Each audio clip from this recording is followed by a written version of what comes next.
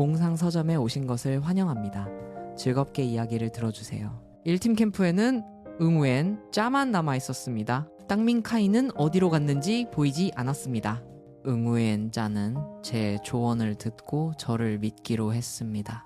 그녀는 예자오자오의 초대를 부드럽게 거절했습니다. 할 일도 없고 해서 음식을 좀 준비해야겠다고 생각했습니다.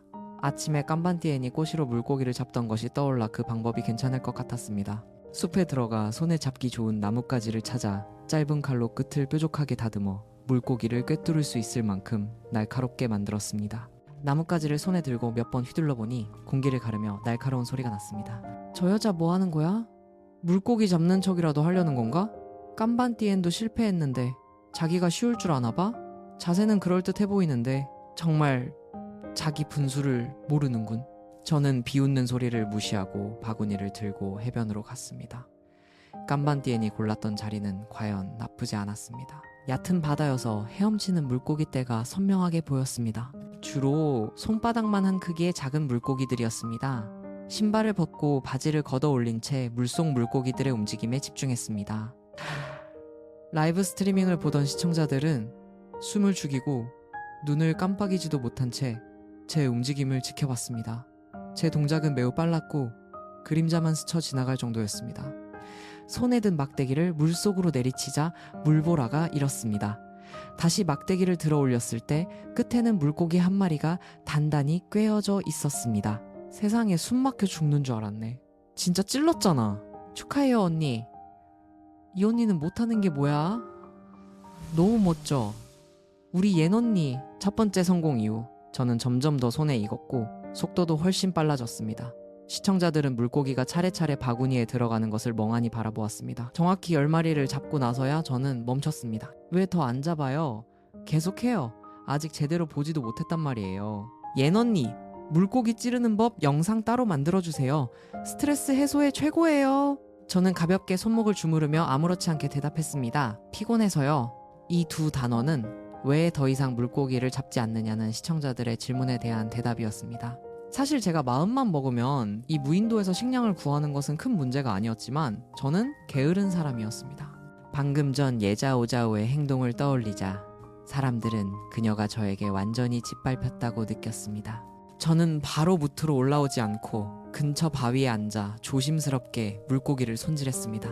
제가 물고기를 한 마리씩 처리할 때마다 그것은 깜반띠엔의 뺨을 때리는 보이지 않는 따귀 같았고 그의 남은 자존심을 산산조각 냈습니다. 그가 무시했던 사람이 그가 처참하게 실패했던 일을 성공적으로 해내고 있었습니다. 깜반띠엔은 체면을 잃으면 안 된다는 것을 잘 알았지만 그의 안색은 점점 더 굳어졌습니다. 화면 앞 시청자들이 자신을 비웃고 있을 상상을 하니 당장이라도 이 프로그램을 떠나고 싶었을 겁니다. 깜반띠엔은 호흡을 가다듬고 억지 미소를 지으며 침착한 척 했습니다. 옌샤오, 정말 대단하네요. 저는 그를 쳐다보며 담담하게 대답했습니다. 별거 아니에요. 어렵지 않아요. 깜반띠엔은 애써 계속 웃었습니다. 네, 정말 어렵지 않네요. 칼이 없어서 아쉬워요. 칼만 있었다면 저도 몇 마리 더 잡았을 텐데. 저는 그의 의도를 알아차렸습니다. 체면을 세우려는 속셈이었습니다. 저는 그를 폭로하지 않고 일어나 무트로 가려는데 그가 뒤에서 불렀습니다. 칼 좀 빌려줄 수 있을까요? 저도 막대기 하나 깎고 싶어서요. 거절하려던 참에 그의 안색이 갑자기 이상하게 굳어지는 것을 보았습니다. 배가 심하게 뒤틀리는 것 같았고 뱃속에서 통제할 수 없는 기운이 솟구쳤습니다. 그리고 바로 저와 2개의 라이브 스트리밍 카메라 앞에서 조용한 해변을 울리는 크고 우렁찬 소리를 냈습니다. 저는 질색하는 표정으로 연신 뒷걸음질 쳤습니다. 피할 틈도 없었습니다. 이때 깜반띠엔도 더 이상 표정을 관리할 수 없었습니다. 라이브 스트리밍 시청자들은 그의 얼굴이 바나나 잎처럼 창백하게 질리며 일그러지는 것을 보았습니다. 죄송합니다. 그는 무언가를 필사적으로 참는 듯한 기괴한 자세로 사과했습니다. 그러고는 그 이상한 자세를 유지한 채 100m 달리기 속도로 화장실을 향해 달려갔습니다. 비틀거리며 달려가는 그의 뒷모습을 보며 저는 복잡한 표정으로 미간을 찌푸렸습니다. 덜 익은 루 열매를 너무 많이 먹은 모양이었습니다. 제가 말했었죠? 덜 익은 루 열매에는 독이 있다고. 다만 자세히 말하지 않았는데 조금 먹으면 별 반응이 없지만 많이 먹으면 결과가 아주 명확하게 나타납니다. 이제 그 결과가 나타난 것입니다. 라이브 스트리밍 시청자들은 그 민망한 장면에 깜반띠엔에게 동정심을 느꼈습니다. 모두가 그를 대신해 쥐구멍에라도 숨고 싶을 정도로 정말 창피한 순간이었습니다. 반면에 다른 사람들은 죽을 것 같은 제 표정을 보고 즐겁게 웃었습니다. 저 불쌍한 아가씨, 방금 그 방귀에 기절한 거 아니야? 세상에 정말 우렁찬 방귀였어. 평생 저 장면은 잊지 못할 거야. 저는 얼굴을 찡그리며 중얼거렸습니다. 내가 말했잖아. 덜 익은 루 열매는 먹으면 안 된다고. 시청자들은 그제야 깨달았습니다. 이것이 바로 덜 익은 루 열매를 먹은 대가라는 것을. 사람들이 궁금해서 이 팀의 라이브 스트리밍 방으로 가보니 시로오와 예자오자오 둘 다 배를 움켜쥐고 화장실로 달려가고 있었습니다. 그때서야 그들은 제가 한 말을 완전히 믿게 되었습니다. 처음부터 저를 지지했던 사람들은 통쾌함을 느꼈고 기쁨의 함성을 지르고 싶은 심정이었습니다. 동의할 수 없어. 옌샤오가 이미 경고했잖아. 다음부터는 옌샤오가 경고하지 않았으면 좋겠어. 괜히 또 누가 그녀가 관심을 끌려고 쇼한다고 할 테니. 갑자기 이 아가씨가 정말 착해 보여. 예자오자오한테 그런 말을 들으면서도 경고해주다니. 좋았어. 나 얜 언니 팬하기로 결정했어. 저는 물고기 바구니를 들고 무트로 올라왔습니다. 맨발로 부드러운 하얀 모래사장을 걸었습니다. 제 키는 170cm 정도로 작은 편은 아니었고 발 사이즈도 38로 작지 않았습니다. 하지만 발은 예쁜 편이었습니다. 발목은 가늘고 발가락은 하얗고 가늘었으며 섬에 오기 전에 칠한 선홍색 매니큐어가 발을 더욱 돋보이게 했습니다. 섬세하고 아름다운 발가락은 마치 예술 작품 같았습니다. 무트에 올라온 후 긴 대나무 막대로 물고기를 꿰었습니다. 통통한 물고기 10마리를 두 줄로 꿰어 작은 불 위에 매달아 말렸습니다. 이렇게 하지 않으면 물고기를 오래 보관할 수 없었습니다. 점심을 먹지 않아서 우선 2마리를 구웠습니다. 기름도 소금도 없이 생선의 신선한 맛 외에는 아무 맛도 없었지만 살이 부드럽고 기름져서 먹을만 했습니다. 그때 땅민카이가 바구니를 들고 돌아왔습니다. 어제처럼 그의 바구니에는 꽤 많은 새우가 있었지만 저처럼 운이 좋지는 않아서 큰 랍스터는 잡지 못하고 일반 새우만 있었습니다. 응우엔 짜는 제게 새우를 좀 나눠주려고 했고 땅민카이도 반대하지 않았습니다. 하지만 이쪽을 보자마자 그들은 바람에 흔들리는 2줄의 큰 물고기를 보았습니다. 응우엔 짜와 땅민카이는 우리가 바보였구나 하고 생각했습니다. 응우엔 짜는 복잡한 표정을 지었습니다. 아무래도 그녀는 필요 없을 것 같지? 땅민카이는 저도 모르게 침을 삼켰습니다. 이따가 우리 저녁으로 물고기 2마리 사러 가자. 그들의 계좌에는 아직 200위안이 남아 있었습니다. 응우엔 짜는 고개를 끄덕였습니다. 그것도 좋겠다. 그녀는 제가 돈을 받지 않을 가능성이 높다고 생각했습니다. 역시나 그들이 새우를 가져와 교환을 제안했을 때 저는 물고기를 주었지만 돈도 새우도 받지 않았습니다. 응우엔 짜가 미안해하며 말했습니다. 계속 이렇게 받기만 할 수는 없어. 저는 그녀의 뺨을 가볍게 꼬집으며 웃으며 말했습니다. 이건 너만을 위한 특별 대우라고 생각해. 그 호탕한 말투는 마치 보아라, 이것이 내가 너를 위해 차지한 강산이다 라고 말하는 것 같았습니다.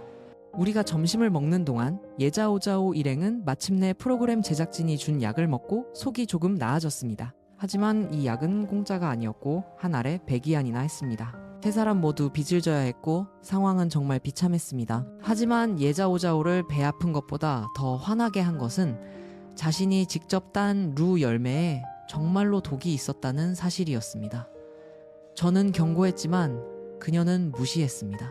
이제 이 일은 인터넷에서 웃음거리가 되었고 그녀의 마지막 남은 자존심을 짓밟았습니다. 시로오조차도 짜증을 내며 불평했습니다.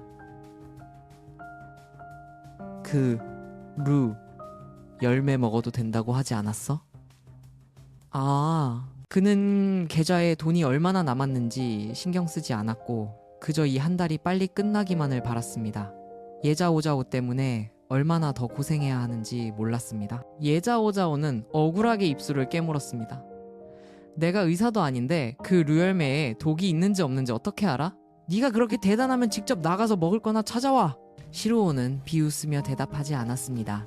그녀의 원망 섞인 불평이 터져 나오자마자 네티즌들은 폭발했습니다. 예자오자오 부끄러운 줄 알아? 옌샤오가 분명히 경고했잖아.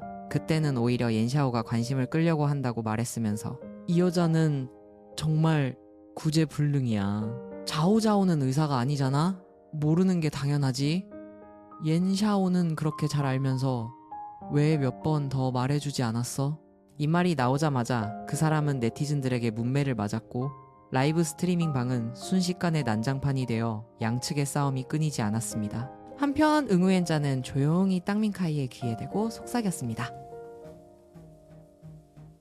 있잖아, 나 뭐 하나 발견했어.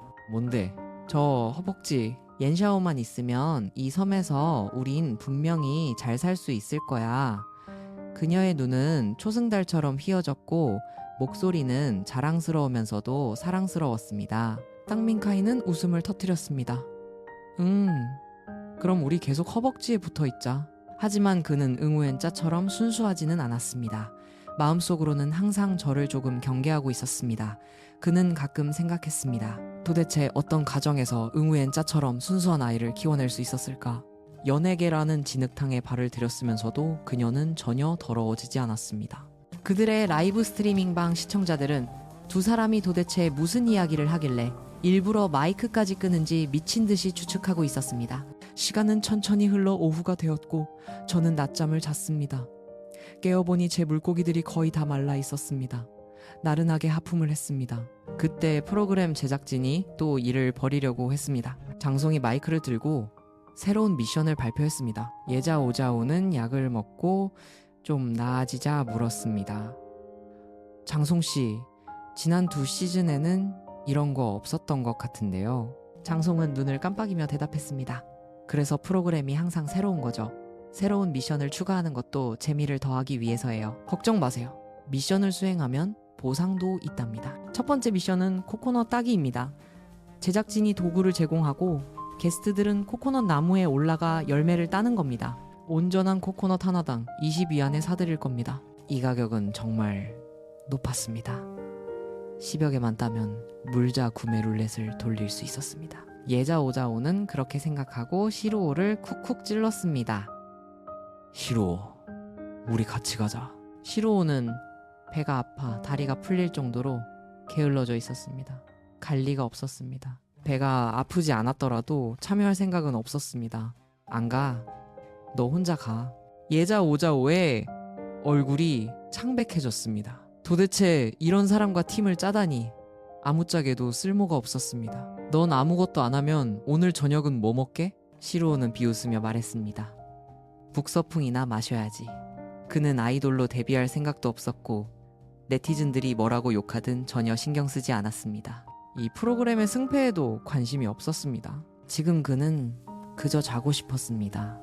예자오자오는 화가 나서 참을 수 없었지만 미션에 등록하기로 했습니다. 방금 전의 일들로 이미지가 손상되었기 때문에 급히 명성을 회복하고 시청자들의 호감을 되찾아야 했습니다. 그래서 다리가 풀렸음에도 불구하고 억지로 참여했습니다. 등록을 마친 후 그녀는 주도적으로 깜반띠엔에게 가서 덜 익은 루 열매는 먹으면 안 된다는 걸 몰랐다고 사과했습니다. 그녀가 울면서 사과하는 모습은 잘못을 인정하는 것 같지 않고 마치 다른 사람에게 괴롭힘을 당하는 것 같았습니다.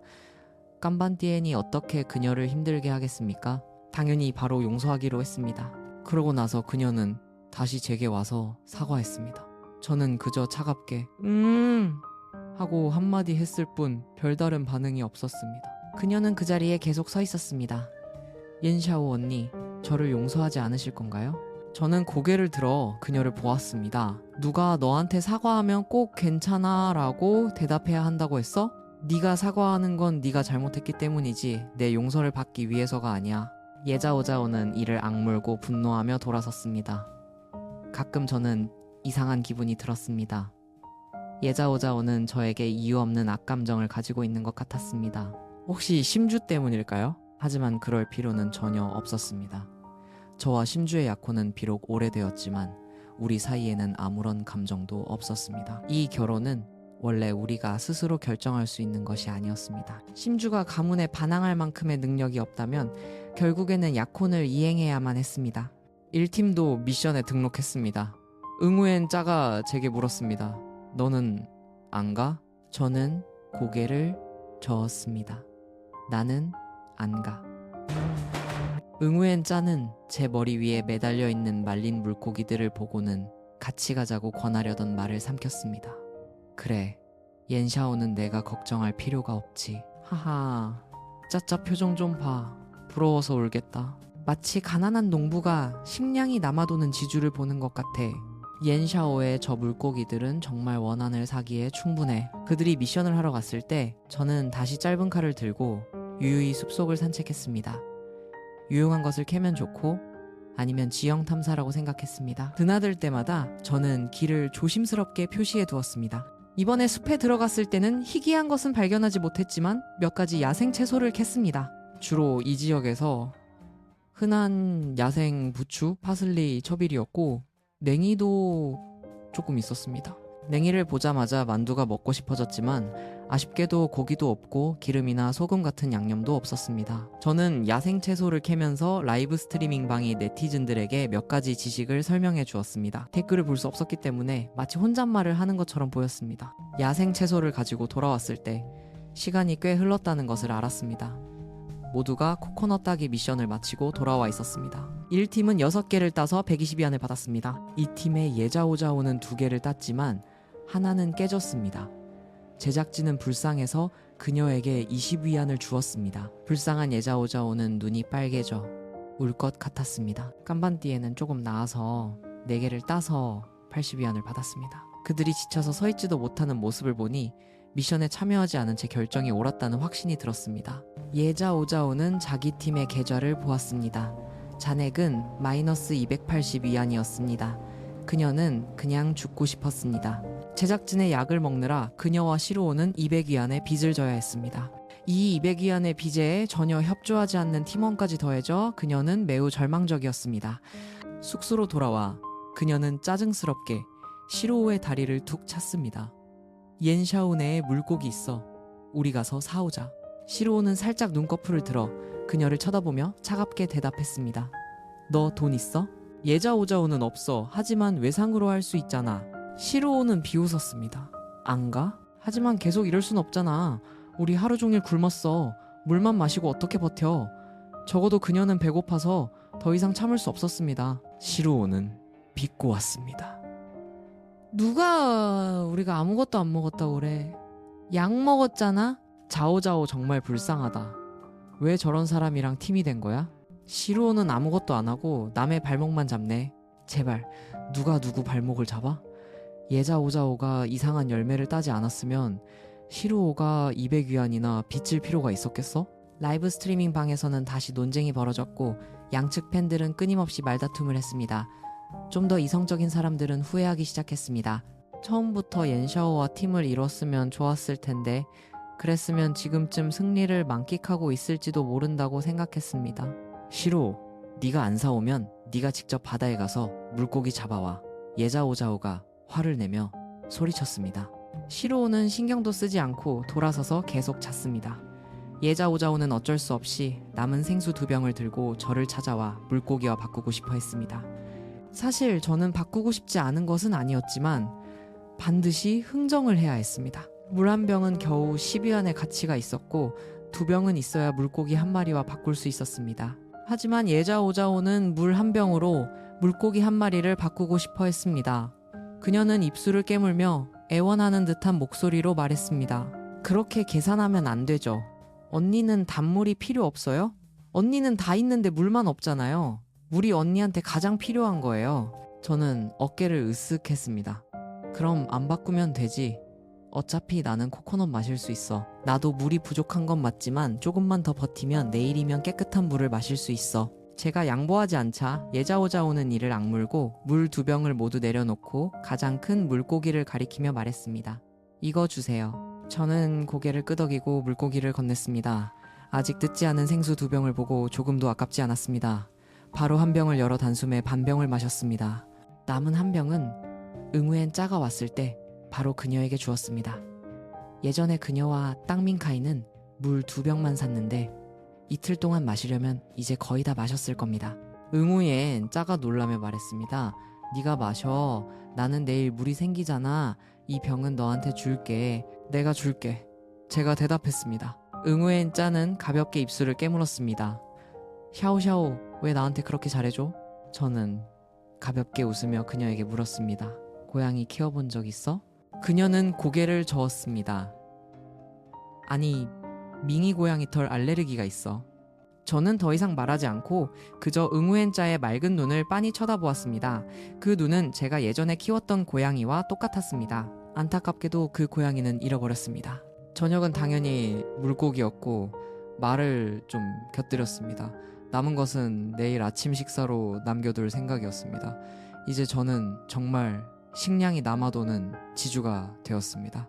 눈앞에 매달린 물고기들을 보니 매우 풍족하게 느껴졌습니다. 다 못 먹겠네. 정말 다 못 먹겠어. 저녁 식사 후 아직 날이 어두워지기 전에 장송이 모두를 불러 내일의 미션 카드를 받으라고 했습니다. 이번에는 저도 갔습니다. 여러분은 아마 모르시겠지만 우리 섬에는 현재 많은 식물 자원이 있고 특히 귀한 약초들이 많습니다. 내일의 미션은 미션 카드에 있는 힌트를 바탕으로 약초를 찾는 것입니다. 미션이 끝나면 제작진이 약초에 대한 지식 보급 시간을 가질 것입니다. 예자오자오는 직감적으로 일이 간단하지 않을 것이라고 느끼고 바로 물었습니다. 프로그램에서 약초를 얼마에 사나요? 장송은 미소를 지으며 대답했습니다. 여러분, 걱정 마세요. 저희는 누구도 박대하지 않습니다. 지시에 따라 약초를 제대로 찾기만 하면 보수를 받을 수 있고 종류마다 가격이 다르며 카드에 구체적으로 명시되어 있습니다.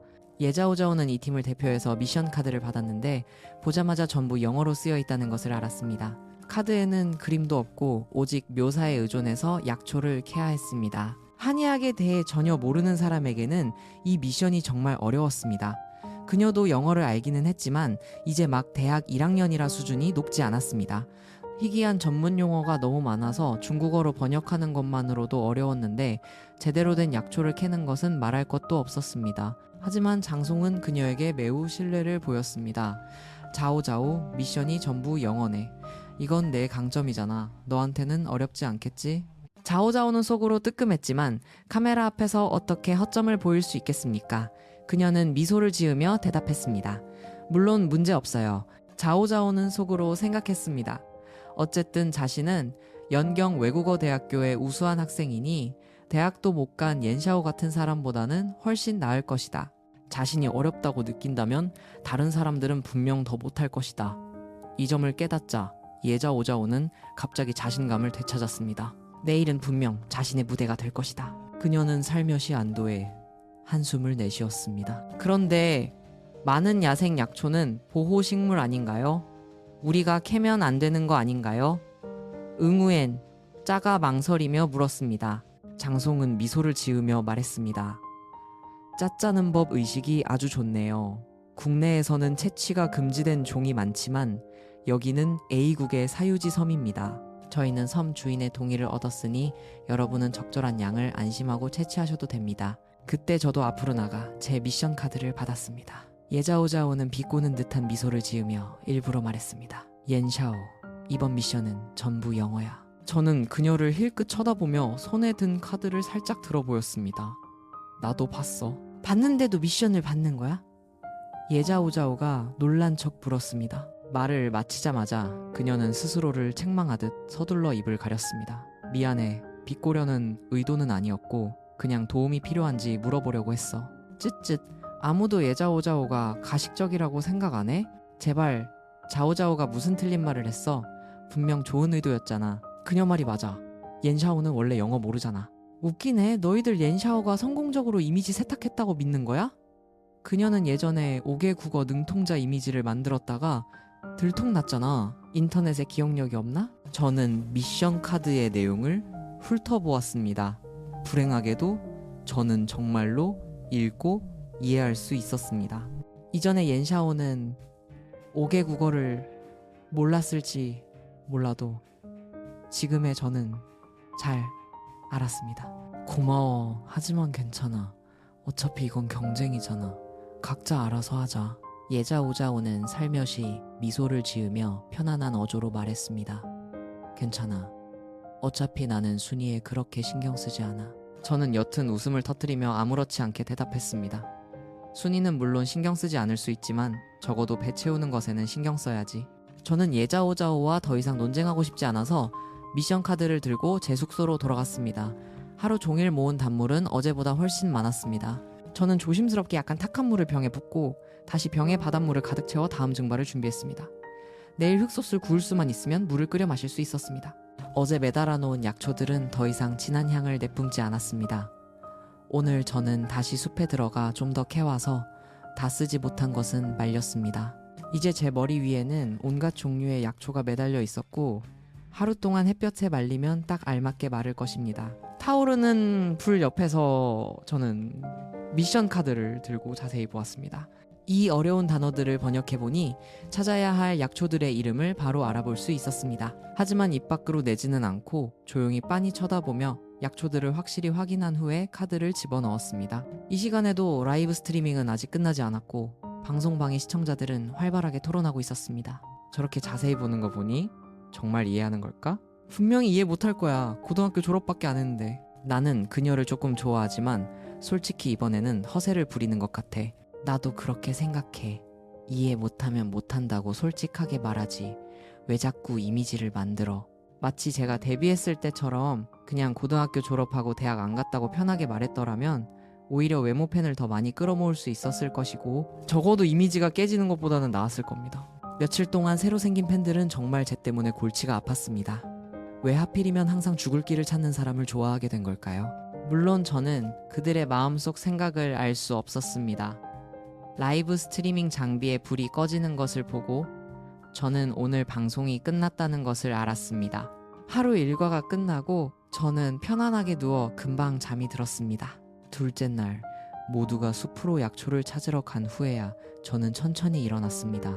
주위를 둘러보니 다른 게스트들은 아무도 없었습니다. 에휴, 내가 말했잖아. 그녀는 그냥 허세 부리는 거야. 아마 포기했나 봐. 이해하지도 못하는데 당연히 포기해야지. 괜히 헛수고할 필요 없잖아.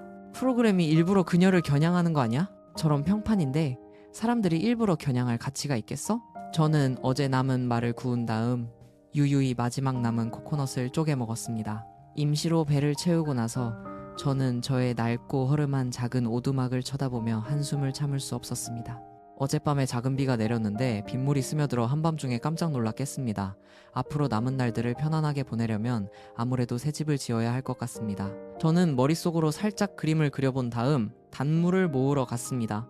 물을 모을 때마다 저는 조심스럽게 바닷물을 예전처럼 가득 채웠습니다. 모든 단계를 매우 능숙하게 수행했습니다. 몸에 입은 옷은 섬에 온 첫날부터 입었던 옷 그대로였습니다.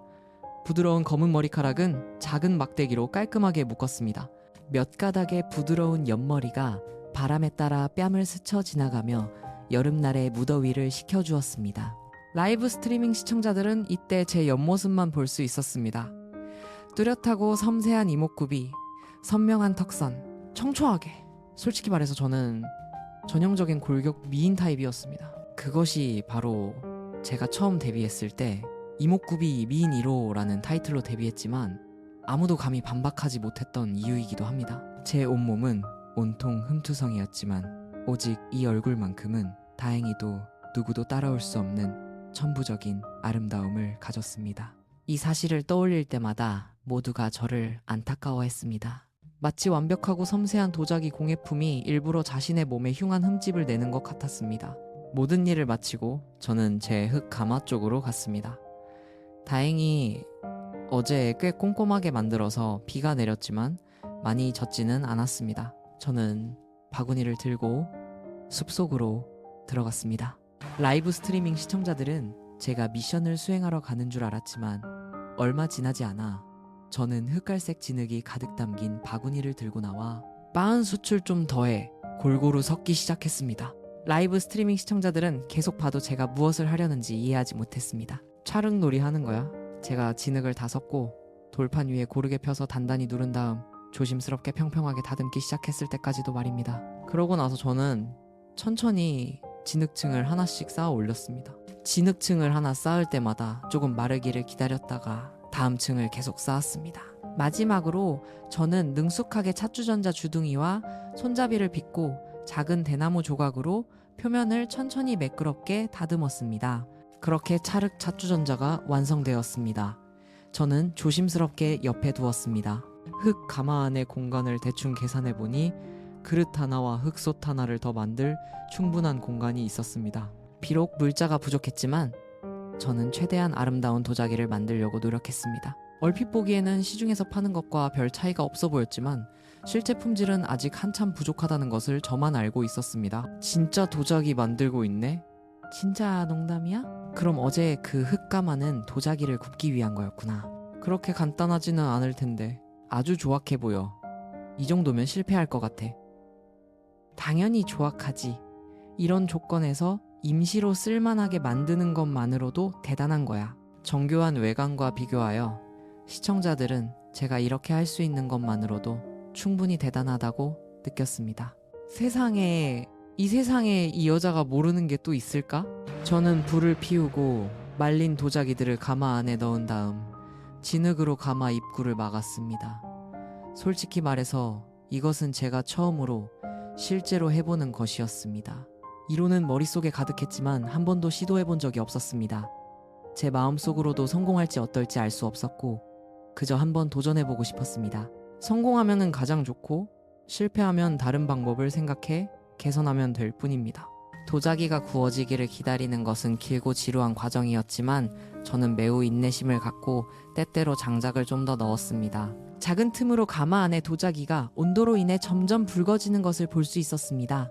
해가 높이 떠서 정수리 바로 위에 걸렸을 때 저는 굽는 시간이 충분했을 것이라고 생각했습니다.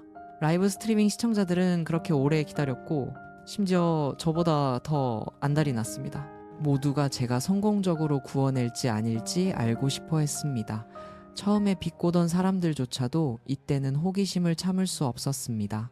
저는 불을 끄고 조심스럽게 가마 입구의 진흙봉인을 열고 안에 도자기가 천천히 식기를 기다렸다가 꺼냈습니다. 제가 소박한 도자기를 가마에서 꺼내는 순간 라이브 스트리밍은 댓글로 폭발했습니다. 성공했다. 그녀는 정말 해냈어. 소리 지르고 싶어. 이 여자가 못하는 게 또 있을까? 최고야. 우리 언니. 저는 그릇 몸체를 가볍게 두드려 보았습니다. 맑고 듣기 좋은 소리가 울려 퍼졌습니다. 나쁘지 않네. 적어도 저는 꽤 만족스러웠습니다. 키워드. 옌샤오 도자기 만들기가 빠르게 핫서치에 올랐습니다. 인기는 점점 더 높아졌습니다. 예전에도 몇 번 핫서치에 올랐지만 전부 스캔들이 터져서 욕을 먹기 위해서였습니다. 그래서 이번에 핫서치에 오른 것은 모두를 매우 놀라게 했습니다. 무인도 집 프로그램이라는 것을 보고 모두가 궁금해서 클릭해 보았습니다. 결과적으로 조금 보자마자 빠져나올 수 없게 되었습니다. 라이브 스트리밍 시청자 수도 점점 급증했습니다. 저는 인터넷 상황에 대해 전혀 알지 못했습니다. 이때 저는 방금 구운 도자기들을 안고 해변으로 가서 먼지를 씻어내고 실용성을 시험해보고 싶었습니다. 의외로 매우 견고했고 손에 든 느낌도 가게에서 산 것과 거의 비슷했지만 자세히 보면 아직 미완성된 부분이 많았습니다. 바닷물로 씻은 후 저는 조심스럽게 예전에 모아둔 단물을 다시 한번 걸렀습니다. 정수 장치는 제가 직접 만든 것으로 간단하지만 효과적이었습니다.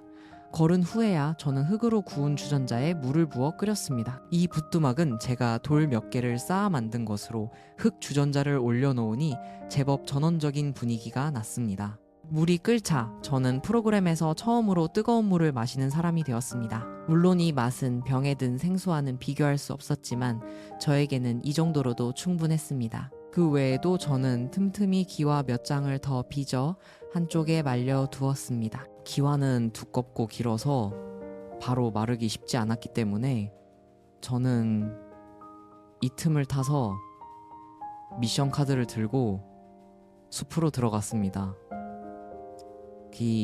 시청자들은 이때서야 제가 어제 받은 미션을 포기하지 않았다는 것을 깨달았습니다. 하지만 제가 도자기를 만들었다고 해도 그들은 제가 이번 미션을 완수할 것이라고는 생각하지 않았습니다. 미션 카드는 전부 영어로 쓰여 있었고 게다가 전문 용어여서 제가 이해할 수 없을 것이라고 확신했습니다. 저는 숲으로 들어갔지만 이 무인도에는 수많은 야생 과일 외에는 아무것도 없었습니다.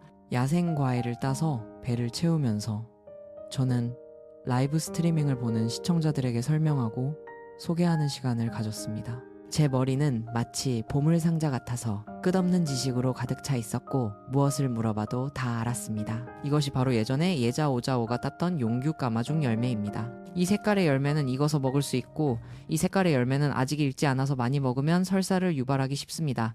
익은 용규 열매는 맛이 꽤 괜찮았습니다. 가볍게 질문 하나 할게요. 옌샤오의 지식 수준이 고등학교 졸업자 같지 않다고 느끼는 사람 있나요? 하지만 그녀는 정말 고등학교 졸업밖에 안 했어요. 대학 입학 시험 총점이 280점이었는데 대학에 갈 수 없었죠. 몇몇 팬들은 그녀를 옹호하는 것을 그만두세요. 그녀의 이전 스캔들은 명백한 사실이고 옹호할 방법도 없어요. 야생 과일로 배를 채우고 저는 편리하게 몇 개를 더 주머니에 넣고 미션을 시작했습니다. 길을 가다가 이 팀을 만났습니다. 아침 내내 그들은 꽤 많은 것을 수확했습니다. 예자오자오가 주도적으로 저를 불렀습니다. 옌샤오, 정말 내 도움이 필요 없어? 읽고 이해하지 못해도 괜찮아. 내가 비웃지 않을게. 시루오는 그녀의 가식적인 목소리를 듣고 참을성 없이 미간을 찌푸렸습니다. 저는 가볍게 웃으며 대답했습니다. 괜찮아. 좋은 뜻은 고맙지만. 예자오자오가 갑자기 제 뒤에 있는 바구니를 잡아당겨 안을 들여다보았습니다. 네가 뭘 땄는지 좀 보자. 바구니 안은 텅 비어 아무것도 없었습니다. 예자오자오는 즉시 과장되게 입을 가리며 말했습니다. 아직 따기 시작도 안 한 거야? 아니면 미션 카드를 전혀 이해하지 못하는 거야? 내가 말했잖아. 이해 못하면 억지로 하지 말라고. 말 다 했어? 다 했으면 가자. 목소리를 낸 사람은 시로우였습니다. 예자오자오의 미소가 굳어지며 그를 힐끗 쳐다보았습니다. 좋아, 네가 그렇게 나온다면 나도 상관 안 해. 시로우 가자. 시로우가 저를 지나갈 때 저는 갑자기 생각나서 주머니를 뒤져 바나나 잎에 싼 야생과일 몇 개를 꺼냈습니다. 이건 방금 딴 야생과일인데 다 먹을 수 있어. 먹을래? 방금 시로우의 말이 저를 공경해서 구해준 셈이었습니다. 저는 항상 은혜는 갚는 사람이었습니다. 게다가 예자오자오가 계속 떠들었다면 저도 그녀에게 쏘아붙이지 않으리라고 장담할 수 없었습니다. 시로우는 그것을 받아들고 마지못해 고마워라고 한마디 대답했습니다. 어조는 그럭저럭 예의 바른 편이었습니다. 옆에 있던 예자오자오는 이를 악물며 작게 말했습니다. 시로우, 야생과일은 먹지 않는 게 좋아. 무슨 문제가 있을지 누가 알아? 어쨌든 지난번에 제가 그녀의 말을 담담하게 끊었습니다. 어쨌든 지난번에 내가 너한테 경고했는데도 너는 덜 익은 용규 열매를 굳이 먹었잖아. 하지만 이번에는 이 열매들은 문제가 없을 거라고 장담할 수 있어. 내가 직접 땄으니까. 예자오자오는 더 이상 아무 말도 하지 않고 그저 힘주어 입술을 깨물었습니다. 너는 미션이나 열심히 해. 우리는 벌써 다 끝냈어.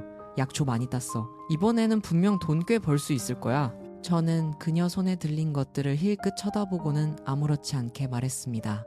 제대로 딴 것만 돈으로 바꿀 수 있어. 제작진이 바보도 아니고 잡초를 가져가면 누가 돈을 주겠어? 예자오자오는 웃음을 터뜨리며 살짝 턱을 치켜들고 자랑스럽게 말했습니다. 내 전문성을 의심하는 거야? 옌샤오는 정말 건방지네.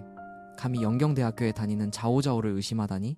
그녀는 자기 학력 수준을 좀 돌아봐야 하는 거 아니야? 우리 자오자오는 최고야.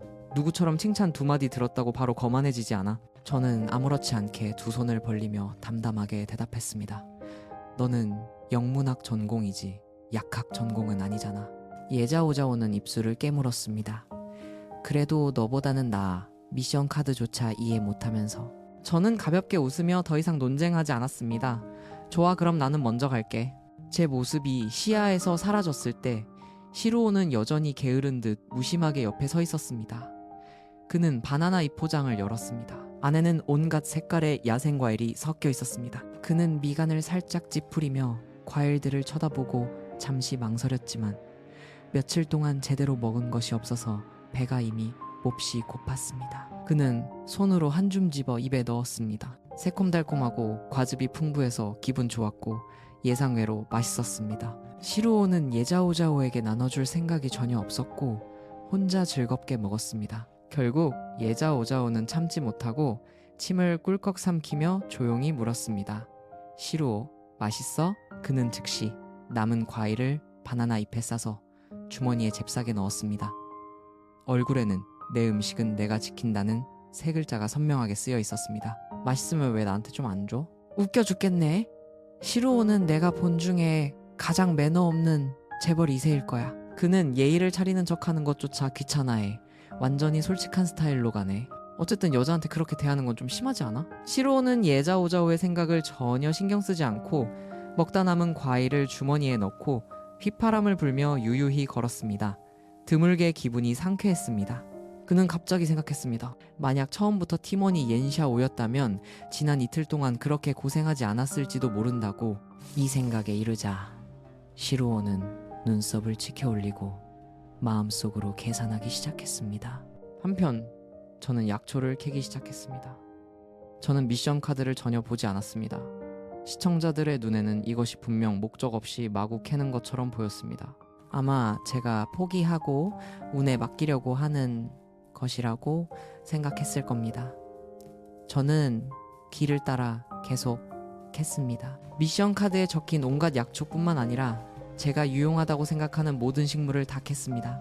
계속 캐다가 저는 우연히 천마 한 그루를 발견했습니다. 야생 천마. 만약 국내였다면 저는 절대 건드리지 않았을 겁니다. 하지만 여기는 A국의 사유지섬. 제 발로 굴러 들어온 떡이니 안 먹으면 제 자신에게 미안한 일이었습니다. 저는 손으로 흙을 살짝 걷어내보니 한 그루가 아니라 큰 덤불 전체가 있었습니다. 저는 나무 막대기를 들고 아래 뿌리 부분을 손상시키지 않고 어떻게 캘 수 있을지 생각했습니다. 결국 몇 개의 천마를 수확했는데 하나같이 둥글고 통통했습니다. 저게 뭐야? 잘 아는 분 나와서 설명 좀 해줘요. 고구마인가? 꽤 닮았는데? 한의학 전공자입니다. 저건 야생 천마예요. 옌샤오가 캔 천마 크기는 특등급 이상이에요. 야생 천마는 원래 희귀하고 시중에서 파는 건 한 근에 수천 위안 하는 것도 드물지 않아요. 이 천마들은 모두 충분히 자랐습니다. 저는 한 그루를 남기고 나머지는 모두 캤습니다. 천마를 수확한 것으로 오늘의 미션은 완수했다고 생각하고 손을 털고 떠날 준비를 했습니다. 제가 바구니를 들고 숲을 막 빠져나왔을 때 깜반띠엔과 마주쳤습니다. 그도 나무 뿌리와 씨름하고 있었습니다. 저는 눈을 가늘게 뜨고 자세히 보다가 즉시 말했습니다. 깐 선생님, 그거 캐면 안 돼요. 깜반띠엔의 동작이 멈추고 고개를 들어 저를 쳐다보며 차갑게 웃었습니다. 나랑 뺏으려는 거야? 나는 여자랑 다투는 거 안 해. 품이 없어. 옌샤오가 여자라는 신분을 이용해서 깐 선생님한테 양보해달라고 압박하려는 거 아니야? 누구한테 양보해도 되지만 절대 옌샤오한테는 안 돼. 깐 선생님, 빨리 캐요. 여러분, 싸우지 마세요. 제가 방금 찾아봤어요. 저건 A국의 보호식물이에요. 동시에 저도 이 나무는 A국의 보호식물 목록에 있으니 캐면 안 된다고 상기시켜 주었습니다. 하지만 굳이 캐겠다면 저도 막을 순 없어요. 깜반띠에는 그 말을 듣고 마치 뜨거운 것에 댄 것처럼 즉시 나무를 놓았습니다. 제가 멀리 간 후에야 그는 정신을 차리고 등골이 식은땀으로 흠뻑 젖어 있다는 것을 발견했습니다. 만약 방금 정말로 캤다면 감옥에 갈 정도는 아니었겠지만 분명 큰 골칫거리가 되었을 겁니다. 깜반띠에는 이 프로그램에 참여한 것을 점점 더 후회했습니다. 그는 원래 땅민카이와 응우엔짜의 인기를 등에 업고 인생 역전을 하려 했습니다. 누가 알았겠습니까? 계속 저에게 뺨을 맞고 저에 대한 불쾌감만 점점 커져갔습니다. 캠프로 돌아가는 길에 저는 틈틈이 많은 버섯을 캤습니다. 아마 어젯밤 내린 비 덕분에 버섯이 큰 덩어리로 자랐을 겁니다. 막 도착하자마자 멀리서 MC 장송의 목소리가 들려왔습니다. 모두 다 모였네요. 오늘 1위는 누가 될지 함께 보시죠. 제가 대나무 바구니를 들고 막 지나가려는데 갑자기 예자오자오가 놀라 소리치는 것을 들었습니다. 이게 뭐야? 누가 여기다 찰흙덩어리를 마구 버려놨어? 그녀는 입으로 말했을 뿐만 아니라 발을 들어 제가 말리고 있던 기와 더미를 세게 밟았습니다. 거의 마른 기와들은 그녀에게 발려 산산조각 났습니다. 제 눈빛이 차가워지고 목소리도 차갑게 변했습니다. 뭔지 몰랐으면 왜 밟아? 저기 네가 갈 만큼 넓지 않았어? 예자오자오는 어색하게 발을 거두며 일부러 애교를 부리며 말했습니다. 이게 이렇게 약한 줄 몰랐어. 살짝 닿았는데 부서졌잖아. 그냥 흙인데 돈 되는 것도 아니잖아. 예자오자오 머리에 문제 있는 거 아니야? 프로그램 초반에는 귀엽다고 생각했는데 뭐가 귀여워? 자기가 뭔지 몰랐잖아. 기와가 찰흙으로 만든 거 아니야? 무엇으로 만들었든 그건 다른 사람의 노동의 결과물인데 너가 무슨 자격으로 망가뜨려? 라이브 스트리밍의 댓글은 다시 시끄러워지기 시작했습니다. 저는 차갑게 남은 기와들을 주워 가마에 넣고 불을 피우기 시작했습니다. 응우엔 짜가 건너편에서 불렀습니다. 저는 바로 갈게 라고 한마디 대답했습니다. 응우엔 짜가 주도적으로 다가와 옆에 물이 담긴 도자기 병을 보고 놀라 소리쳤습니다. 이거 네가 직접 만든 거야? 도자기까지 만들 줄 알아? 저는 주머니에서 야생과일 한 봉지를 꺼내 그녀에게 주었습니다. 먹을래? 응우엔자가 열어보고 눈이 반짝이며 기뻐했습니다. 야생과일 맞네. 나는 독 있는 거 딸까봐 감히 못 땄는데. 저는 살짝 웃었습니다. 이것들은 다 먹을 수 있어. 먹어봐. 응우엔자는 작은 한 줌을 집어 입에 넣었습니다. 그녀는 하루 종일 아무것도 먹지 못해 배가 몹시 고팠습니다. 두 볼이 빵빵해진 모습이 마치 먹이를 저장하는 햄스터 같아서 매우 귀여웠습니다. 저는 입꼬리를 올리며 웃으며 물었습니다. 맛있어? 맛있어. 새콤달콤해. 갑자기 내가 무슨 배를 탄 것 같은 기분이 드네. 세상에 너무 달달해. 오늘부터 나는 땅짜 커플 안 밀래. 나는 응우엔짜랑 옌샤오 커플 밀래. 샤오샤오. 언니가 그녀를 잘 챙겨줘. 정말 가마 안에 불이 안정되기를 기다렸다가 장작을 좀 더 넣고 나서야 응우엔짜와 함께 갔습니다. 가자. 오늘 우리가 물자 살 돈을 얼마나 벌었는지 보자. 우리가 갔을 때 장송은 이미 1팀의 물건 정산을 마쳤습니다. 장송은 흥분해서 발표했습니다. 1팀 축하합니다. 민카이와 짜짜는 총 6종류의 약초를 제대로 찾아 300동을 받았습니다. 정말 훌륭한 출발입니다. 응우엔짜와 땅민카이는 서로를 보며 기쁘게 웃었고 얼굴에는 분명 만족스러운 표정이었습니다. 다음은 2팀 차례였습니다. 프로그램에 동행한 의료팀에는 연성 중의학대학교에서 온 나이 많은 한의학 교수가 있었는데 올해 이미 70세가 넘었습니다. 만약 야외 생활을 조금 경험해보고 싶지 않았다면 그가 천리길을 멀다 않고 여기까지 와서 이런 프로그램에 참여할 리가 없었습니다. 이번에 약초 감정을 책임진 사람이 바로 그였습니다. 교수는 감정하면서 소개하는 것이 마치 학생들에게 수업을 하는 것 같았습니다. 장송은 웃으며 말했습니다. 1팀은 300동을 벌었네요. 이제 2팀 차례입니다. 자오는 연성 외국어 학교의 우등생이니 분명 성적이 아주 좋을 겁니다. 예자오자오는 의기양양하게 고개를 쳐들고 이 순간 자신이 찬란하게 빛나는 것 같았습니다. 장송 오빠, 그렇게 말하지 마세요.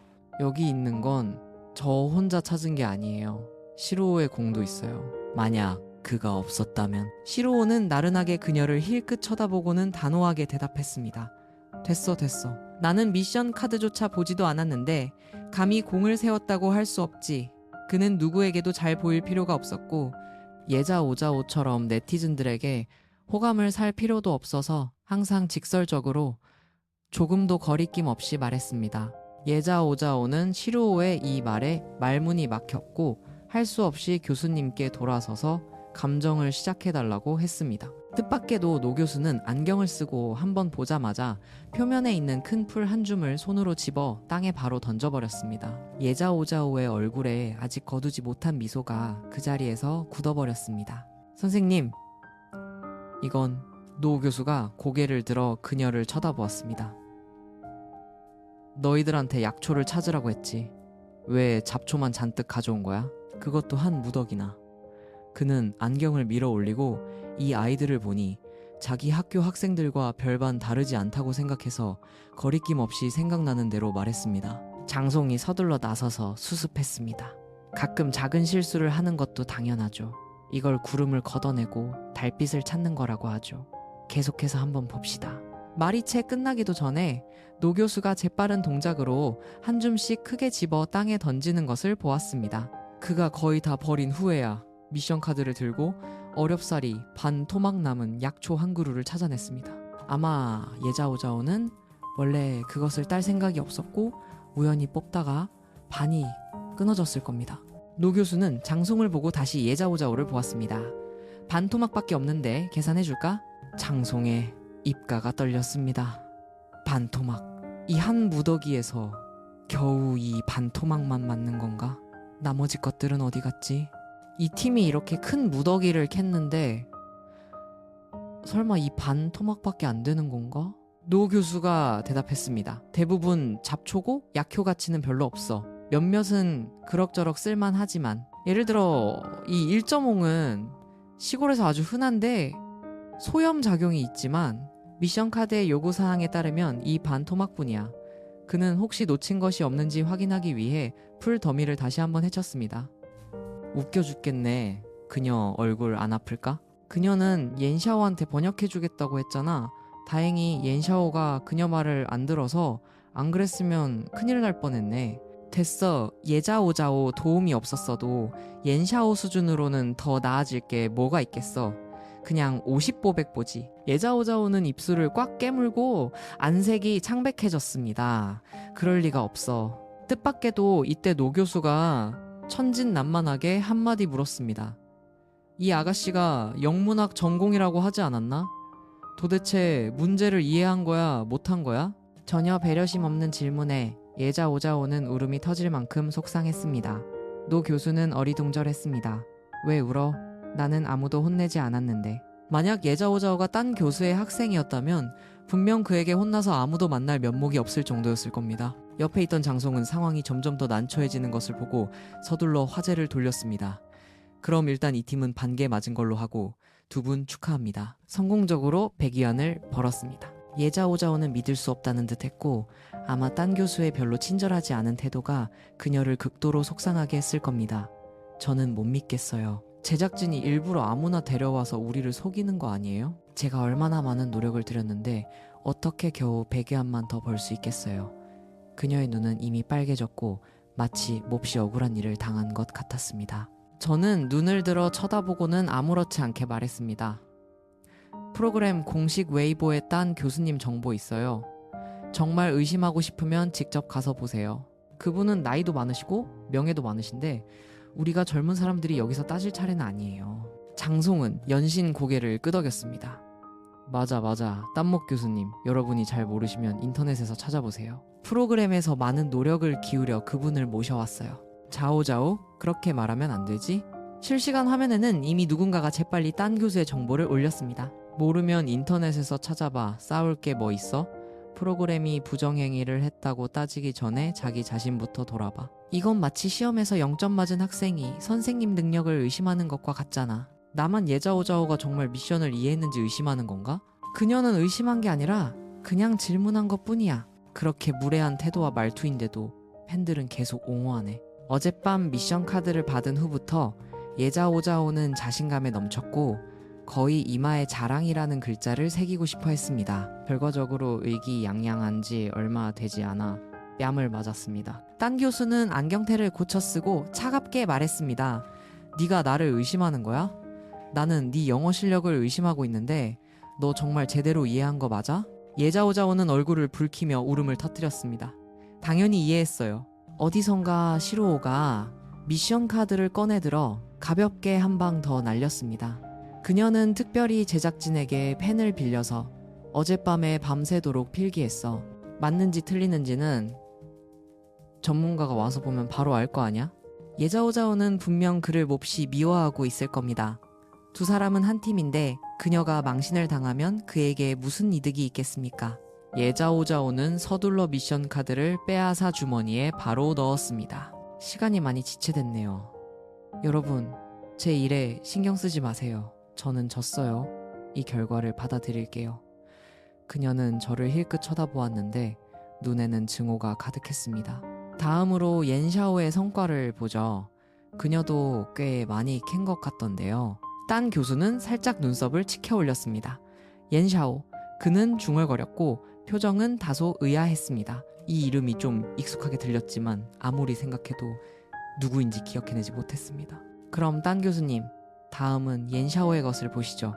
장송이 즐겁게 말했습니다. 딴 교수는 고개를 끄덕였습니다. 저는 바구니를 그의 앞에 내려놓았습니다. 교수는 바구니 안에 천마 몇 개를 보자마자 눈이 즉시 반짝이며 뗄 수 없을 정도로 빤히 쳐다보았습니다. 저는 천마 몇 개를 꺼내며 조용히 그에게 상기시켜 주었습니다. 선생님, 그만 보세요. 이 몇 개는 미션에 포함되지 않아요. 딴 교수는 아쉬워하며 혀를 찼습니다. 나한테 남겨줘. 내가 제작진한테 돈 더 주라고 할게. 저는 신경도 쓰지 않았습니다. 원래 팔 생각도 없었습니다. 딴 교수도 억지로 하지 않았습니다. 아마 마음속으로는 이따가 어떤 기회를 찾아서 저에게서 사야겠다고 생각하고 있을 겁니다. 화면의 네티즌들은 활발하게 토론하고 있었습니다. 저 뿌리는 뭐야? 왜 딴 교수님이 저렇게 관심을 보이지? 옌샤오는 뭘 고민하는 거야? 대학 입학 시험에서 280점 맞은 사람이 뭘 제대로 캐겠어? 지난번에 한 프로그램에서 모의고사를 봤는데 120점밖에 못 맞았잖아? 그녀는 미션 카드조차 읽지 못할 텐데 눈 감고 마구 캐도 맞출 리가 없지. 저는 조용히 손에 든 천마를 돌리며 딴 교수가 약초들을 살펴보고 제 미션 카드와 대조하는 것을 무심하게 쳐다보았습니다. 예자오자오는 아직 떠나지 않았습니다. 아마 제가 망신당하는 것을 보고 싶어서 서 있는 것 같았습니다. 그녀는 옅은 미소를 지으며 옌샤오에게 물었습니다. 긴장돼? 저는 그녀를 힐끗 쳐다보고는 아무렇지 않게 대답했습니다. 긴장될 게 뭐가 있어? 어차피 너는 겨우 100위안 벌었는데 내가 뭐하러 긴장해. 예자오자오의 안색이 굳어지며 입술을 깨물고 반박했습니다. 나는 그냥 운이 없었던 것뿐이야. 하지만 너는 달라. 너는 미션 카드에 뭐가 쓰여 있는지조차 이해하지 못할 거 아니야? 저는 가볍게 웃었습니다. 그녀는 눈을 크게 떴습니다. 네, 말은 네가 이해한다는 거야? 옌샤오, 허세 부리지 마. 너는 대학도 못 갔잖아. 저는 눈썹을 치켜 올렸습니다. 누가 허세를 부리고 있는 거지? 응? 예자오자오. 제발 내 눈앞에서 왔다 갔다 하지 마. 제 목소리는 딴 교수 못지않게 차가웠고 그녀의 안색은 더욱 굳어졌습니다. 바로 그때 딴 교수는 제가 누구인지 문득 기억해낸 것 같았습니다. 그의 친구 중에 제 고등학교 3학년 때 담임 선생님이 있었는데 여러 번 반에 천재 학생이 있다고 칭찬했었고 그 학생의 이름도 옌샤오였던 것 같습니다. 딴목은 이해할 수 없었습니다. 그렇게 천재였다면 왜 제가 대학 입학 시험에 떨어졌을까요? 좀 이상했습니다. 이때 장송은 감독의 눈치를 받고 웃으며 앞으로 나와 저에게 물었습니다. 옌샤오, 내 미션 카드 좀 봐도 될까? 저는 망설임 없이 깨끗하고 한 글자도 쓰여 있지 않은 미션 카드를 그에게 건넸습니다. 그는 힐끗 보고는 즉시 옅은 비웃음을 터뜨렸습니다. 자오자오의 필기 가득한 미션 카드에 비하면 이건 정말 깨끗하네. 그의 태도는 경멸을 숨기지 않았습니다. 섬에 발을 들인 첫날부터 장송은 저에 대한 경멸을 숨기지 않았습니다. 저는 웃음을 터뜨렸습니다. 정말 깨끗하지. 예자오자오의 카드는 정말 필기가 많네. 역시 연경 외국어 대학교의 우수한 학생은 다르구나. 이 말이 나오자 분위기는 극도로 비꼬는 듯하게 변했습니다. 옆에 서 있던 응우엔 짠은 참지 못하고 푹 하고 웃음을 터뜨렸습니다. 모두가 자신을 쳐다보자 그녀는 순진하게 눈을 깜빡였습니다. 미안해요. 저는 여러분을 비웃은 게 아니에요. 그냥 저기 있는 잡초들이 웃겨서요. 예자오자오. 마침내 딴 교수가 천천히 결론을 내렸습니다. 모두 정확합니다. 총 700위안이 추가됩니다. 장송은 표정을 관리하지 못하고 놀라서 되물었습니다. 딴 교수님, 방금 얼마라고 하셨죠? 딴 교수는 강조했습니다. 그녀는 전부 다 맞췄어요. 총 700위안 추가됩니다. 그는 저를 칭찬하는 눈빛으로 쳐다보았습니다. 보아하니 예전에 꽤 열심히 연구했나 보구나. 저는 그저 옅은 미소를 지으며 조용히 대답했습니다. 그냥 예전에 한가할 때 책 몇 권 뒤적여본 것뿐이에요. 사실은 그렇지 않았습니다. 이 지식들은 제가 시공강국에서 한 임무에서 배운 것이었습니다. 그때 저는 약초 캐는 것을 전문으로 하는 소녀의 몸에 들어갔습니다. 그녀의 아버지는 유명한 의원이었고 매일 그를 따라 산에 가서 약초를 찾아야 했습니다. 배우고 싶지 않아도 배울 수밖에 없었습니다. 장송이 입을 열어 다음 사람으로 넘어가려는데 딴 교수가 궁금하다는 듯이 계속 물었습니다. 그런데 왜 나는 네가 대학에 합격하지 못했다고 들었지? 작년에 대학 입학시험 봤지? 장송은 멍하니 있다가 서둘러 물었습니다.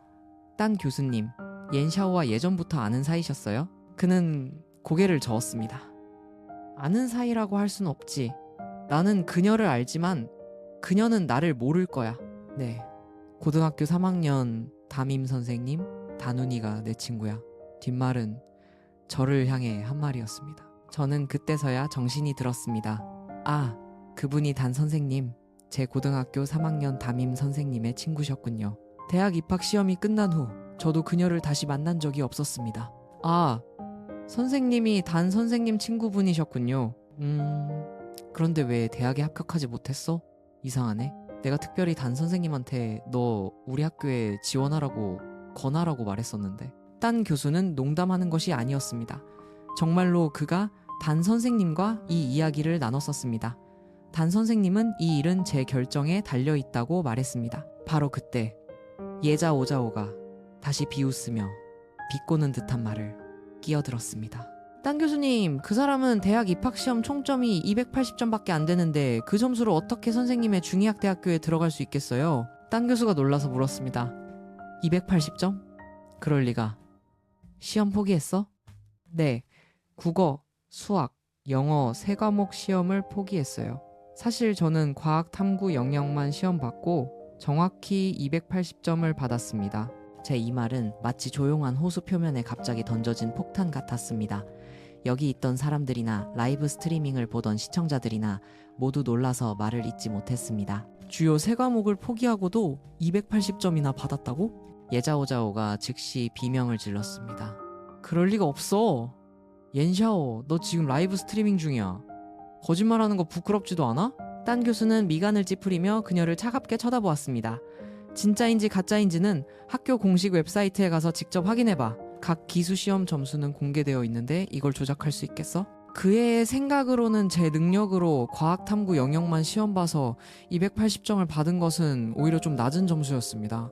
예전에 단 선생님이 저를 하늘 끝까지 칭찬했던 것을 생각하면 제가 300점을 받았다고 해도 이상할 것이 없었습니다.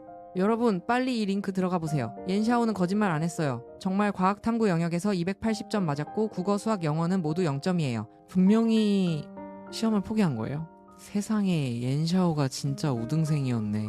제 기억으로는 예전에 옌샤오가 대학 입학 시험 점수 때문에 핫서치에 올랐는데 그때 이미 그녀가 3과목을 포기했다고 말하는 사람이 있었어요. 다만 그때는 온 인터넷이 저를 비웃느라 바빠서 근본적으로 이 작은 디테일에 관심을 가지는 사람이 없었죠. 제 소수의 팬들은 이때 분명 눈물을 흘리고 있었을 겁니다. 마침내 그들의 딸이 고개를 들 날이 온 것입니다. 딴 교수는 다시 저를 보고 진지하게 말했습니다. 그럼 왜 다시 한번 시험 보지 않았어? 학벌이라는 것을 추구하라고 권하는 것은 아니지만 대학 생활은 정말 소중한 경험이야. 저는 고개를 끄덕였습니다. 알겠습니다. 내년에 다시 시험 볼게요. 딴 교수는 즉시 만족스러운 웃음을 터뜨렸습니다. 우리 학교에 지원하는 거 잊지 마. 이때 예자 오자오는 이미 넋이 나간 듯 멍하니 한 곳에 서 있었습니다. 평소에 그녀는 항상 우등생이라고 자칭했습니다. 그리고 실제로 그녀의 학력은 학위가 있는 것이 사실이었습니다. 하지만 뜻밖에도 그녀의 모든 영광이 제가 시험 포기라는 한마디로 산산조각 났습니다.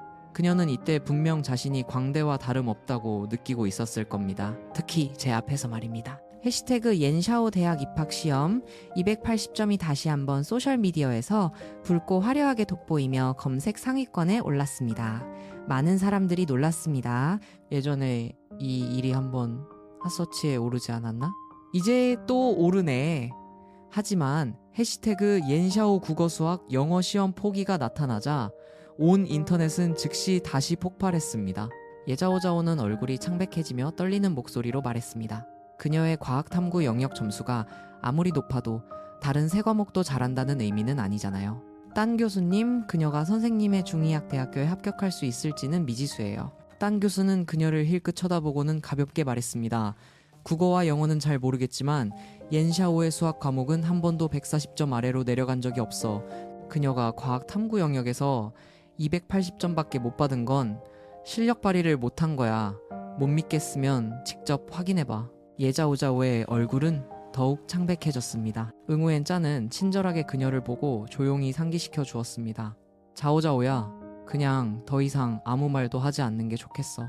아직 충분히 망신당하지 않았어? 예자오자오는 입술을 꽉 깨물고 천천히 고개를 숙였습니다. 프로그램 감독 쪽에서는 인터넷의 핫서치를 보고 당연히 프로그램의 인기가 점점 높아져서 매우 기뻤습니다. 하지만 이 모든 핫서치가 저를 중심으로 돌아가서 그의 마음속도 그리 편하지는 않았습니다. 너무 빗나갔잖아. 이건 무인도 생존 프로그램이지. 저를 위한 이미지 세탁 전문 쇼가 아니잖아. 감독은 즉시 장송에게 한마디 지시했습니다. 프로그램 계속 진행해.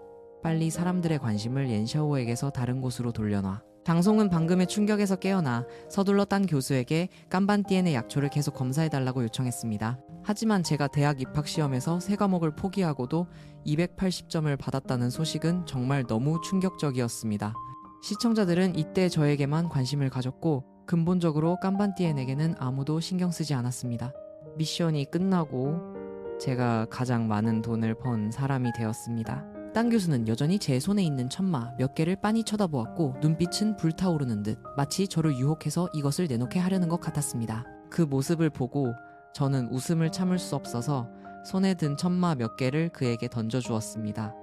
선생님이 마음에 드시면 그냥 선생님께 드릴게요. 노인은 즉시 그것을 껴안고 재빨리 옷 속에 숨기며 헤헤 웃었습니다. 어이구, 이거 너무 미안한데 저는 속으로 생각했습니다. 이것을 가지고 있어도 큰 소용이 없으니 그가 원하면 그냥 주자. 천마를 조심스럽게 집어넣고 나서 노인은 즉시 진지한 표정으로 돌아와 방금 전에 위험 있는 모습을 되찾았습니다. 샤오야, 내년에 정말 대학 입학 시험을 다시 본다면 우리 중의학 학교에 지원하는 것을 환영한다. 내가 거기서 기다리고 있을게. 이 천마도 그냥 받을 수는 없으니 나중에 꼭 보답 선물을 보내줄게. 저는 그저 가볍게 웃으며 더 이상 아무 말도 하지 않았습니다. 다시 시험을 볼지 말지에 대해서는 아직 많이 생각해보지 않았습니다. 설령 시험을 보기로 결정하더라도 중의학 대학교를 선택할지는 미지수였습니다. 확실하지 않은 일은 저는 쉽게 누구에게 약속하지 않을 것입니다. 그럼 미리 감사드립니다. 이때 시로우는 멀지 않은 곳에 서서 눈빛은 항상 조용히 저를 관찰하고 있었습니다. 그는 무언가 생각에 잠긴 것 같았습니다. 이 무인도에서 유명 커플인 땅민카이와 응우엔 짜조차도 굶주림 때문에 안색이 창백하고 초췌해졌습니다. 오직 저만이 과장 없이 말해서 지금은 물 만난 고기처럼 완전히 편안하고 여유로웠습니다. 옌샤오라는 이름, 시로우는 당연히 들어본 적이 있었습니다. 왜냐면 둘 다 부유한 집안 출신이었기 때문입니다. 하지만 솔직히 말해서 우리는 거의 아무런 교류도 없었습니다. 아마 유일한 공통점은 그가 제 약혼자라고 불리는 사람 심주와 몇 번 술을 마셨다는 것뿐일 겁니다. 허벅지를 않는다는 생각이 다시 한번 그의 머릿속에 떠올랐지만 시로우는 누구에게도 빚을 지고 싶지 않았습니다. 가장 좋은 것은 양측 모두에게 이익이 되는 공평한 거래였습니다. 바로 그때 응우엔 짜의 팀이 행운의 룰렛을 돌리자고 제안했습니다. 장송은 그들이 돈을 벌면 틀림없이 물자를 살 것이라고 예상하고 일찌감치 사람들에게 룰렛을 가져오라고 시켰습니다. 자, 이제 짜짜가 앞으로 나와서 그들이 어떤 물건에 당첨될지 봅시다. 정말 궁금하네요. 룰렛 위에 불빛이 반짝이다가 마침내 천천히 멈췄습니다. 이번에는 음식에 당첨되지 않고 대신 텐트, 과도, 배낭이었습니다. 따민카이는 아무 말 없이 응우엔짜에게 200동으로 텐트를 사게 하고 다시 50동을 더해 과도를 샀습니다. 이 섬에서는 손에 칼이 있으면 확실히 훨씬 편리할 것입니다. 예자오자오와 깜반띠엔의 그룹은 그저 부러워하며 바라볼 뿐이었습니다. 왜냐하면 그들은 더 이상 돈이 없었고 룰렛을 돌릴 비용조차 없었기 때문입니다. 다음은 제 차례였습니다. 저는 총 2번 돌릴 수 있었습니다.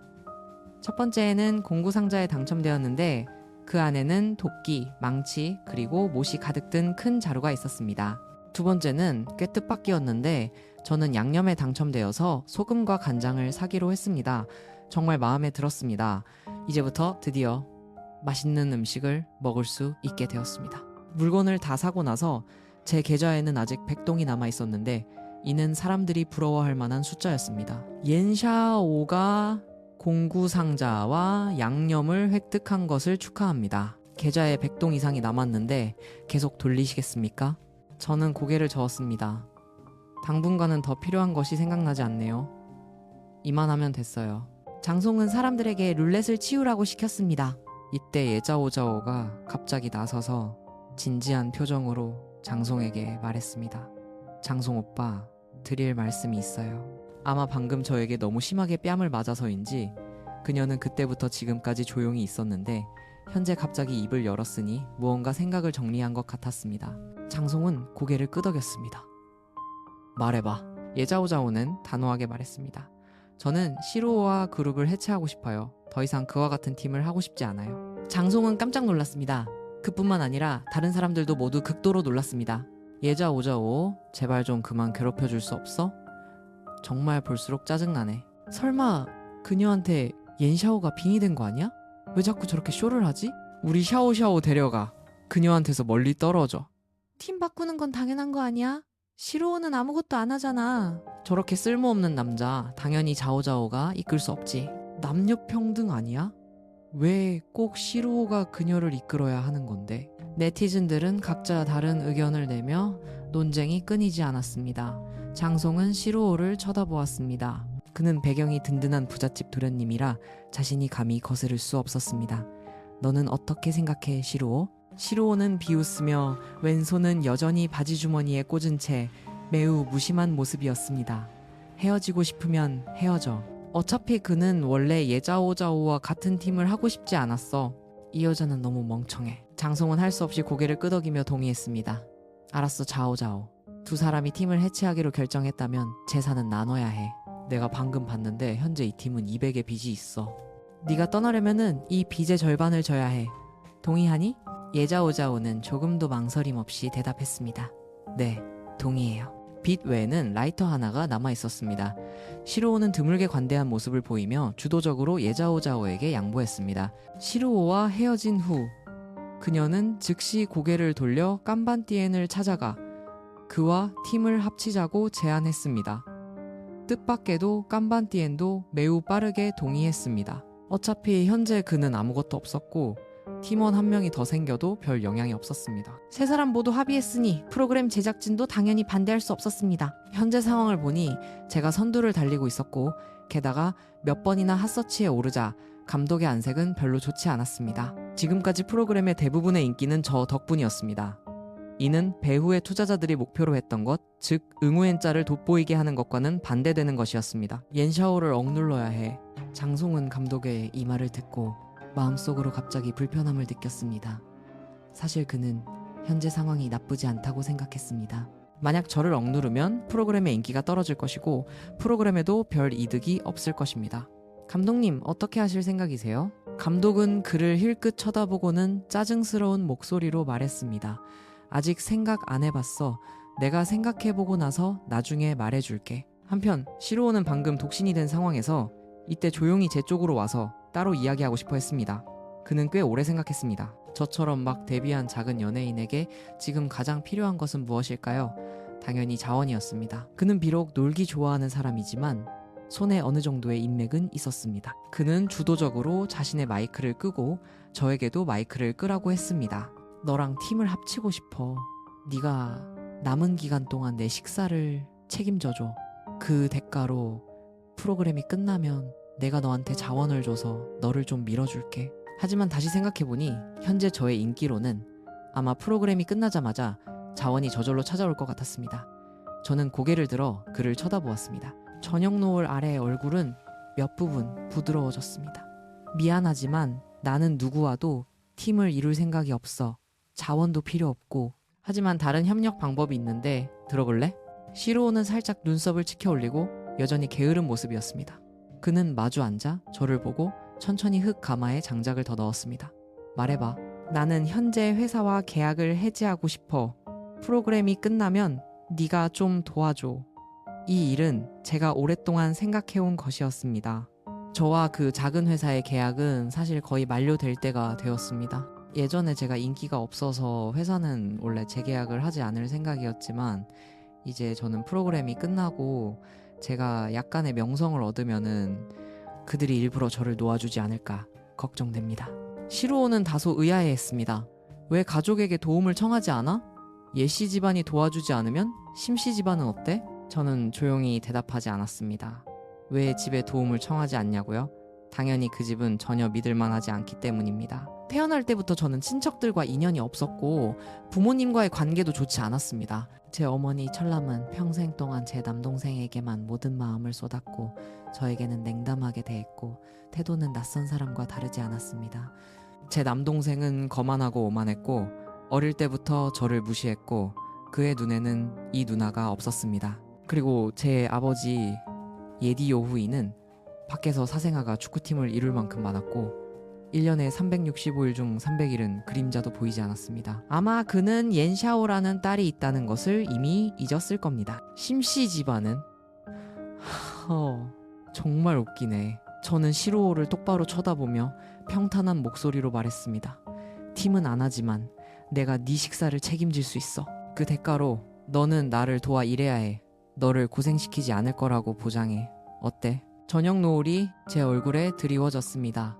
그 순간 시루오는 멍하니 있다가 심장이 한 박자 멎는 것 같았고 마치 무언가에 부딪힌 것 같았습니다. 그는 마음속으로 중얼거렸습니다. 심주는 운이 정말 좋구나. 거래 성립. 그는 상쾌하게 바로 대답했습니다. 저녁 뭐 먹어? 나 배고파 죽겠어. 저는 방금 산 소금과 간장병을 조심스럽게 내려놓았습니다. 이미 미리 계산해 두었습니다. 오늘 저녁은 버섯을 먹을 겁니다. 내가 숲에 가서 먹을 거 좀 더 찾아올게. 너 갈 거야? 시루오는 게으르게 손을 흔들었습니다. 하늘이 곧 어두워지는데 숲에 뭐하러 가? 네. 쪽에 말린 물고기 아직 많잖아? 그냥 말린 물고기 먹자. 네가 안 가면 여기 남아서 물건 좀 지켜줘. 나 잠깐만 들어갔다 올게.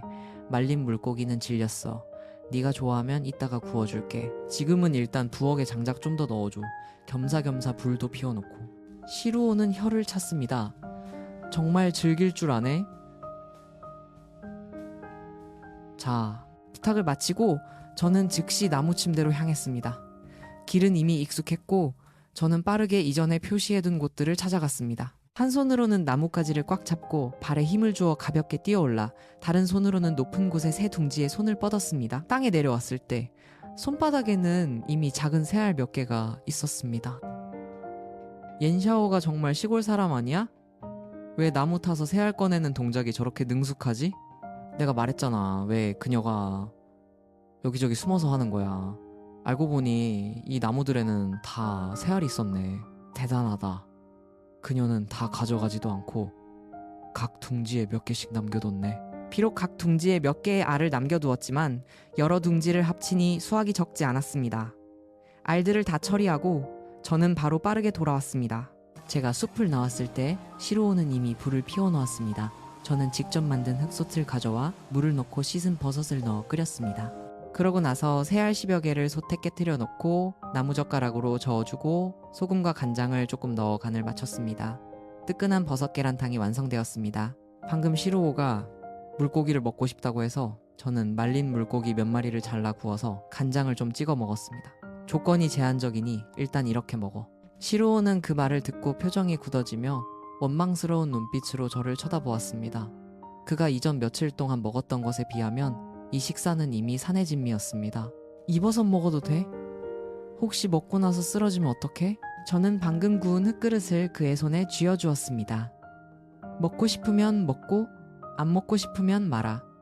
어차피 나는 먹을 거니까. 하지만 지금은 흙그릇이 하나밖에 없어서 시루오에게 주고 나니 저는 그릇이 없었습니다. 다행히 이때 도끼가 있어서 저는 그것의 날카로움을 시험해 볼 겸 바로 큰 대나무 한 토막을 잘라 능숙하게 그 대나무 토막으로 임시 그릇을 만들었습니다. 저는 고개를 들어 응우엔 짜 쪽을 쳐다보고는 손을 흔들었습니다. 방금 버섯탕 끓였는데 두 사람 와서 먹어볼래?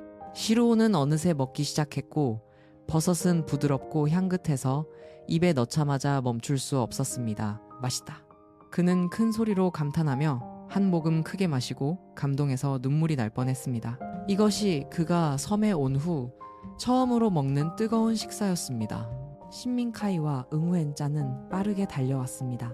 저도 대나무통으로 두 사람에게 버섯탕 한 그릇씩 주었습니다. 이때 탕은 아직 많이 남아서 모든 사람이 함께 먹기에 충분했습니다. 하지만 시루오는 즉시 경계심을 품고 먹는 속도를 높였고 마치 오랫동안 굶주린 사람처럼 서둘렀습니다. 저는 그가 부잣집 도련님 같지 않고 마치 피난온 사람 같다고 생각했습니다. 천천히 먹어. 아직 많아. 시로우는 제 말을 전혀 듣지 않고 여전히 머리를 밟고 먹었습니다. 창피해. 내가 왜 저런 바보를 좋아하게 된 거지? 내가 맹세하는데 섬에 처음 왔을 때 그는 꽤 정상이었어. 정확히 말하면 예자오자오와 함께 있을 때 그는 매우 거만하고 냉정했어. 그런데 저한테 오자마자 그는 바로 바보 허스키로 변했어. 버섯탕한 냄비를 다 먹고 마지막 부스러기까지 시로우가 싹싹 긁어먹었습니다. 다 먹고 나서는 이미지도 지키지 않고 크게 트림을 했습니다. 저는 즉시 그를 한 대 차고 싫다는 듯이 말했습니다. 이미지 좀 신경 써. 이거 라이브 스트리밍 프로그램이야. 시로우는 배를 두드리고는 누워버렸고 게으른 모습이었습니다. 너는 이해 못해. 내가 며칠 동안 굶었는지 알아? 이제 내가 무슨 이미지가 필요하겠어? 저는 그의 바보 같은 모습을 보고 웃음을 터뜨리며 일어나서 제가 구운 기와들을 확인하러 갔습니다. 꺼낸 기와들을 몇 번 두드려 보니 맑고 경쾌한 소리가 울려 퍼졌습니다. 꽤 괜찮네. 각 기와는 길이가 약 반 미터였고 들어보니 제법 묵직했습니다. 응우엔 짜는 궁금해서 다가와 한 바퀴 둘러보고 놀라서 물었습니다. 샤오샤오, 이거 기와 맞지? 너 집 지을 거야? 저는 고개를 끄덕였습니다. 어젯밤에 비가 왔어. 제대로 된 집을 짓지 않으면 혹시 태풍이라도 만나면 큰일이야. 이것이 바로 따민카이가 텐트를 산 이유이기도 했습니다. 8월은 원래 비가 많이 오는 달이라 그도 한밤중에 빗물에 흠뻑 젖어서 깨고 싶지 않았을 겁니다. 하지만 제가 태풍이라는 단어를 언급하자 그의 안색은 다소 굳어졌고 그 텐트가 정말로 견딜 수 있을지 걱정되기 시작했습니다. 그럼 너는 어떤 집을 지을 거야? 따민카이가 저에게 물었습니다. 저는 빠르게 대답했습니다. 여기 대나무가 많으니까 간단한 대나무 집 한 채면 우리가 한 달 동안 지내기에 충분해. 재료는 현장에서 구할 수 있고 나는 긴 못도 있으니 집 짓는 일이 훨씬 수월할 거야. 응우엔짜는 그 말을 듣고 즉시 따민카이를 쳐다보았고 두 사람은 무언가 교감하는 것 같았습니다. 바로 그 후 응우엔짜는 즉시 매우 순종적인 표정을 짓고 눈을 깜빡이며 사랑스럽게 부드러운 목소리로 말했습니다. 샤오샤오야, 우리도 너랑 같이 지어도 돼? 나는 반대하지 않아. 하지만 미리 말해두는데 같이 일해야 해. 우리는 작은 집 두 채를 지어서 시로와 민카이가 한 채에 너랑 내가 한 채에 지내자. 솔직히 말해서 프로그램의 최종 보상은 저에게 전혀 매력적이지 않았습니다. 현재 상황을 보니 응우엔짜의 1팀이 상을 받을 가능성이 가장 높았습니다. 저는 그들을 도와주는 것에 거리낌이 없었고 함께 편안하게 남은 날들을 보내고 싶었습니다. 프로그램이 끝나면 집에 돌아가서 소금에 절인 생선처럼 누워있을 겁니다. 1팀과 합의를 마치고 저는 일어나서 시로우의 다리를 가볍게 차고 그에게 잠잘 곳을 스스로 찾으라고 말하고 저는 제 낡은 나무 오두막으로 돌아가 쉬었습니다. 무인도에서의 세 번째 날은 그렇게 완벽하게 끝났습니다. 다음 날 일어나서 저는 여전히 습관처럼 단물을 먼저 모았습니다. 이제 시로우까지 더해져서 단물은 더욱 귀해졌습니다. 저는 틈틈이 물 모으는 장치를 2개 더 만들었습니다. 속도는 꽤 느렸지만 적어도 임시로 공급을 유지하기에는 충분했습니다. 그리고 그 흙 가마도 비워둘 수 없었습니다. 저는 계속해서 기와 몇 장을 더 만들어 한쪽에 말려두었습니다. 이런 지루한 일도 제 손에 들어오면 매우 흥미롭고 기분 좋은 느낌을 주었습니다. 아침 식사는 어제와 같이 버섯 계란탕이었고 계란수는 충분히 먹고도 남았습니다. 이번에는 제가 부를 필요도 없이 시로우는 향기를 맡고 저절로 찾아왔습니다. 이때서야 시청자들은 어젯밤 우리 둘이 마이크를 끄고 따로 이야기한 것이 무엇 때문인지 이해했습니다. 알고 보니 저와 시로우는 정말로 협력을 시작했던 것입니다. 도대체 시로우가 어떤 조건을 제시했기에 제가 동의했는지 알 수 없었습니다. 아침 식사를 마치고 응우엔짜와 땅민카이도 일어났습니다. 저는 손에 잡히는 대로 응우엔짜에게 삶은 새알 몇 개를 쥐어주어 아침 식사를 하게 하고 겸사겸사 사람들을 불러 일을 시작했습니다. 시로우는 놀랐습니다. 일? 무슨 일? 대나무 집 지으려면 대나무 베러 가야지 무슨 일을 하겠어.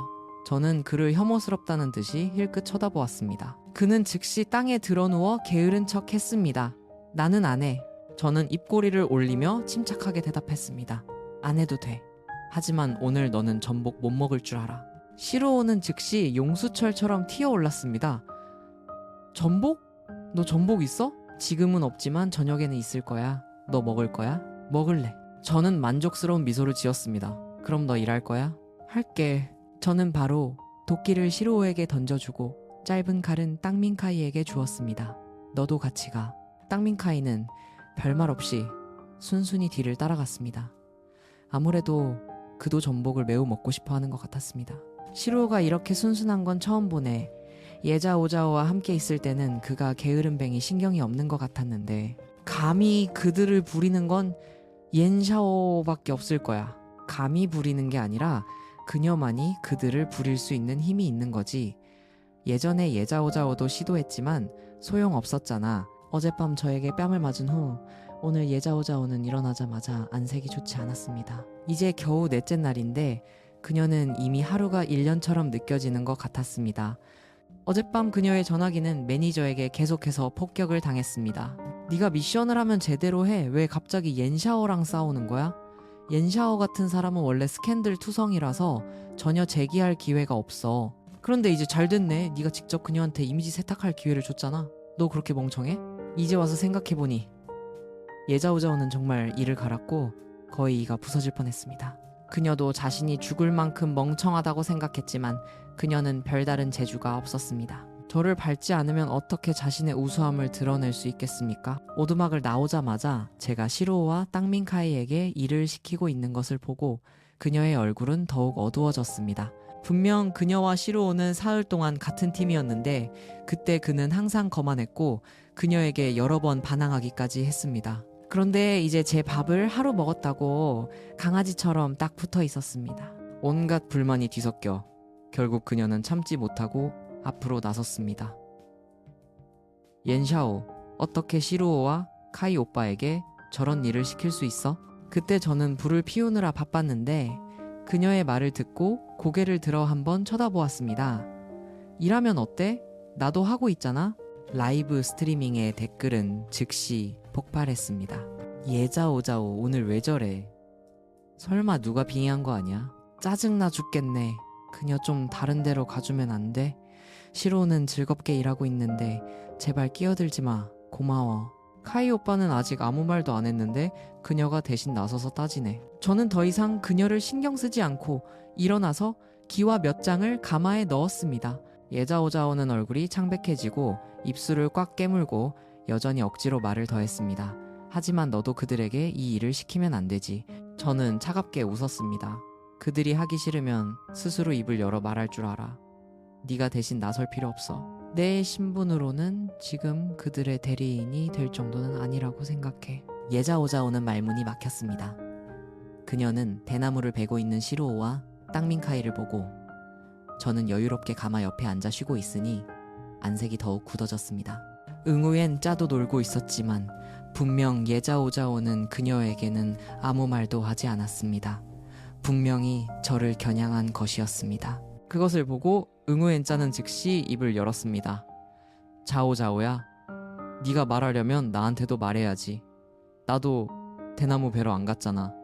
차별하지 마.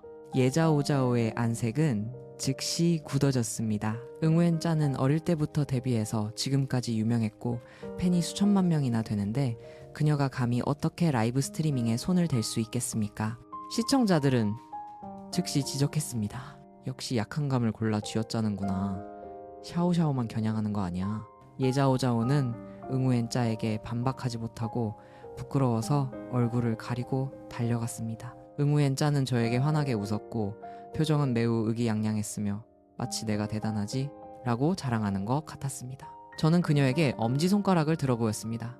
대단해. 얼마 지나지 않아 시루오와 땅민카이는 온몸이 땀으로 흠뻑 젖은 채 깨끗하게 밴드나무를 하나씩 끌고 왔습니다. 부수적인 가지와 끝부분은 모두 깔끔하게 처리되었습니다.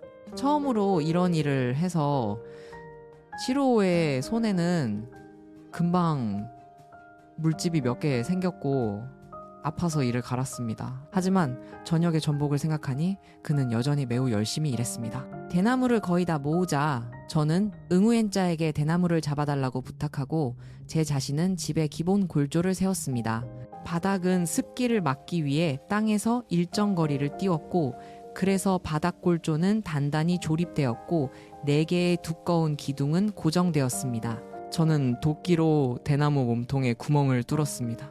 얼핏 보기에는 대충 하는 것 같았지만 실제로는 매우 정확했고 딱 맞았으며 모든 단계가 매우 부드럽고 능숙했습니다. 골조를 고정한 후 저는 바닥을 깔기 시작했습니다. 아래에는 짧은 대나무 토막으로 받침대를 만들고 다시 못으로 고정하여 집이 견고하고 안정적이도록 했습니다. 1년의 능숙하고 유창한 동작으로 대나무 집은 점점 형태를 갖추어 갔습니다. 응우엔자의 표정은 이때 라이브 스트리밍 시청자들과 다르지 않았습니다. 세상에 도대체 이 여자가 모르는 게 또 있을까? 나는 넷째 날까지 라이브 스트리밍을 봤는데 아직도 부족해. 아무리 봐도 부족해. 옌샤오라는 이 여자는 도대체 짐에게 얼마나 더 많은 놀라움을 선사하려는 건가? 마지막 대나무를 끌고 온 시루오는 지쳐서 땅에 드러누워 한숨을 쉬며 불평했습니다. 오늘 저녁에 전복 80마리 못 먹으면 오늘 소모한 내 원기는 회복되지 않을 거야. 신민카이는 어쨌든 스타라 아이돌 이미지를 조금은 지켰습니다. 그처럼 드러눕지는 않았지만 분명 기진맥진했습니다. 바닥 기초는 단단하게 박았지만 내 벽은 아직 텅 비어 있어. 아직 할 일이 많아. 좋아. 일단 좀 쉬자. 나도 노동력을 착취하는 지주는 아니잖아. 설마 휴식 시간도 안 주겠어? 시로우가 소리쳤습니다. 내일 또 해야 해? 내일이 아니라 오늘 오후야. 네, 벽이 지금 이렇게 뻥 뚫려 있는데 너 오늘 밤에 이런 집에서 잘 거야? 제가 말을 마치자마자 장송의 목소리가 울려 퍼지며 새로운 미션을 알렸습니다. 오늘의 미션은 낚시입니다. 제작진이 도구를 제공하고 신선한 물고기를 1kg당 200위안에 사드릴 겁니다. 그 외에도 제작진은 새로운 형식인 도구 카드를 선보입니다. 모든 게스트가 미션을 3번 이상 완료하면 오늘 미션이 끝난 후 무작위로 도구 카드를 뽑을 수 있습니다. 응우엔자는 작은 목소리로 3번이라고 중얼거렸습니다. 그녀는 서둘러 저를 쳐다보았습니다. 6명 중 저만이 처음 미션을 한 번도 하지 않았습니다. 다른 사람들은 모두 3번을 채웠습니다. 분명히 저를 겨냥한 목적이 너무 노골적이었습니다. 저도 장성 쪽을 쳐다보았는데 그가 제 시선을 피하는 것을 보고 이것이 일부러 저를 곤란하게 하려는 것임을 분명히 알았습니다. 아마 제작진은 제 기세를 좀 꺾고 싶었을 겁니다. 누가 저보고 요즘 너무 돋보이라고 했나요? 거의 이미지 세탁이 될 뻔했잖아요. 응우엔자가 저에게 물었습니다. 샤오샤오, 너 가? 저는 고개를 저었습니다. 나는 안 가. 어차피 가도 도구 카드를 뽑을 수 없잖아. 게다가 내가 물고기를 먹고 싶으면 뭐하러 힘들게 낚시하겠어? 응우엔자와 땅민카이는 서로를 쳐다보고 결국 참여하기로 결정했습니다. 그들은 어떤 유용한 카드를 뽑을 수 있을지 시험해보고 싶었습니다. 내가 도구 카드를 받을 수 없으니 이따가 분명 수세에 몰릴 거야. 만약 그들이 좋은 카드를 가지고 있으면 어느 정도 나를 도와줄 수 있을 거야. 그들이 모두 미션을 받은 후 시루오는 여전히 땅에 드러누워 일어나지 못했습니다. 제가 그의 다리를 가볍게 찼습니다. 너도 빨리 미션 하러 가. 시루오는 나른하게 눈을 떴습니다. 나는 안 가. 나는 안 가. 낚시하거나 계속 대나무 베거나 둘 중 하나 골라. 시루오는 눈물을 삼키고 할 수 없이 일어나서 낚시하러 가기로 했습니다. 도대체 내가 무슨 업을 지어서 이 원숭이도 없는 곳에 던져진 거지? 시청자들은 모두 시로우가 이때 아무 미련 없이 살고 있지만 여전히 순순히 제 말을 듣는 것을 보았습니다.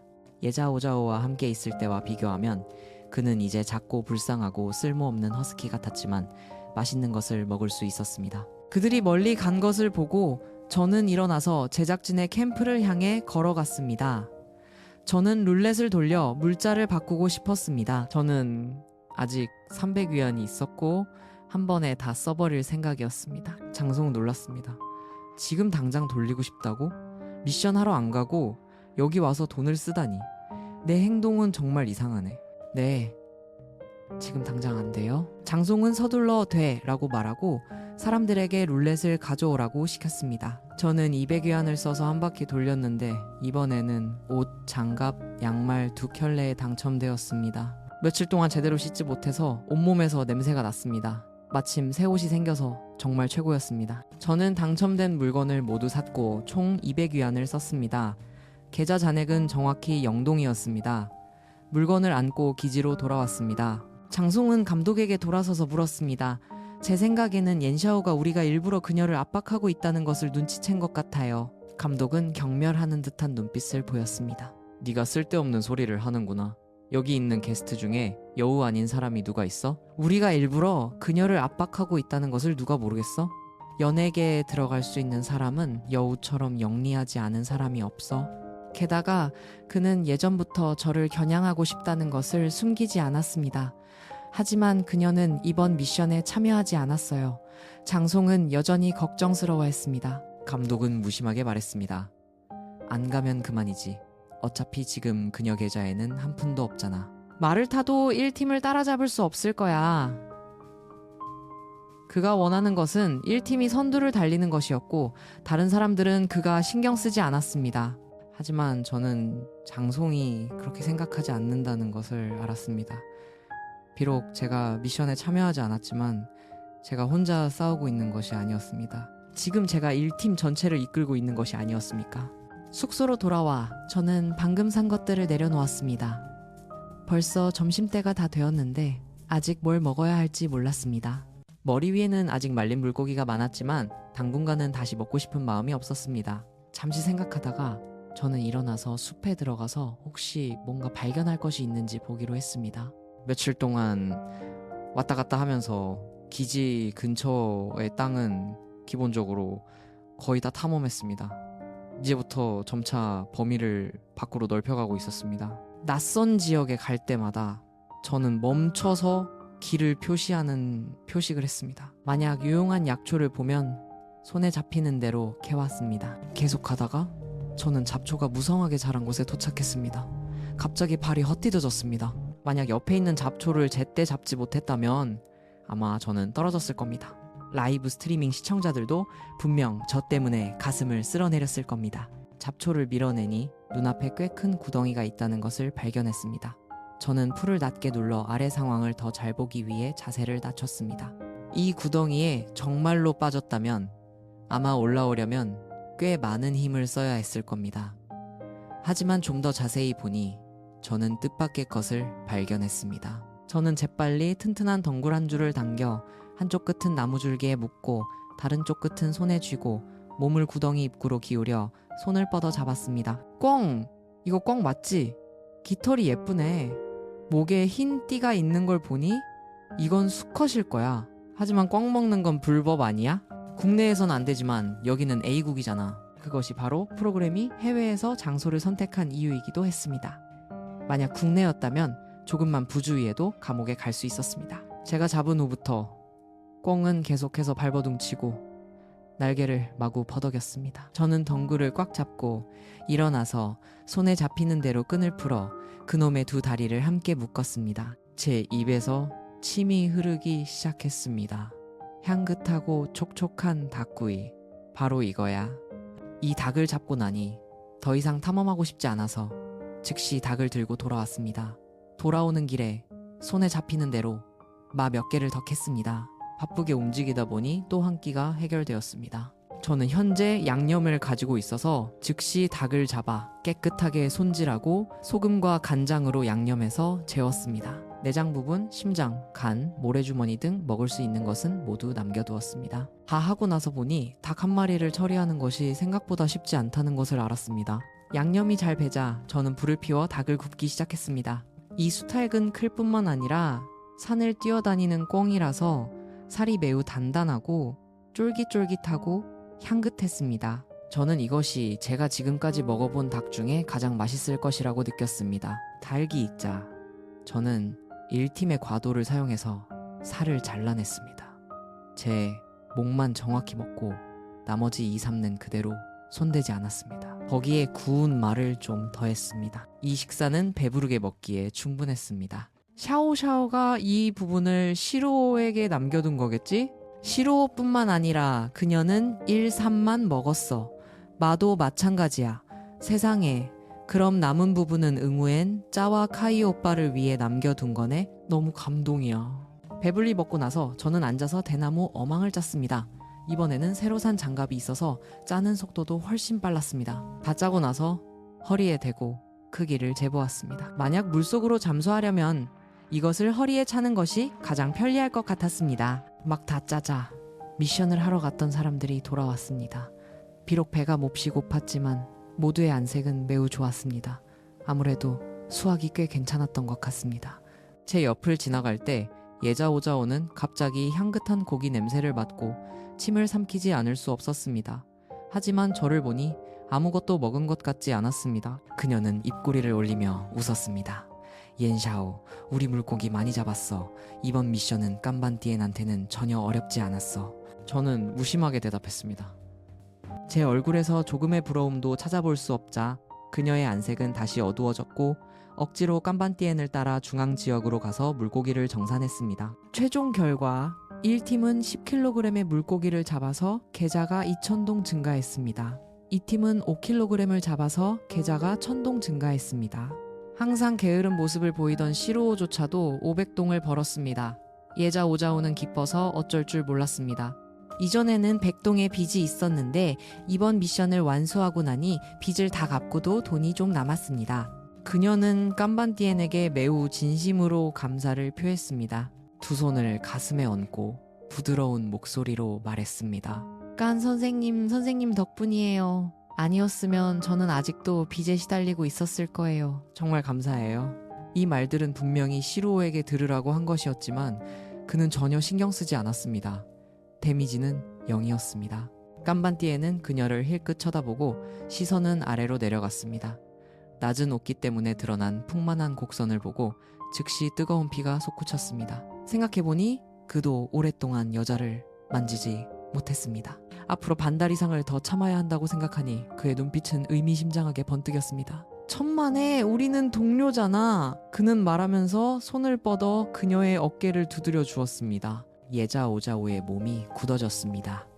그녀의 상상이었는지 아닌지는 모르겠지만 방금 깜반띠엔의 손이 마치 일부러 자기 어깨를 살짝 쥔 것 같았습니다. 정산이 끝나고 모두 손에 돈이 생기자 자신에게 무언가 보상해주고 싶어 했습니다. 특히 예자오자오는 가장 먼저 룰렛을 돌리자고 요구했습니다. 장송은 즐겁게 고개를 끄덕였습니다. 행운을 빕니다.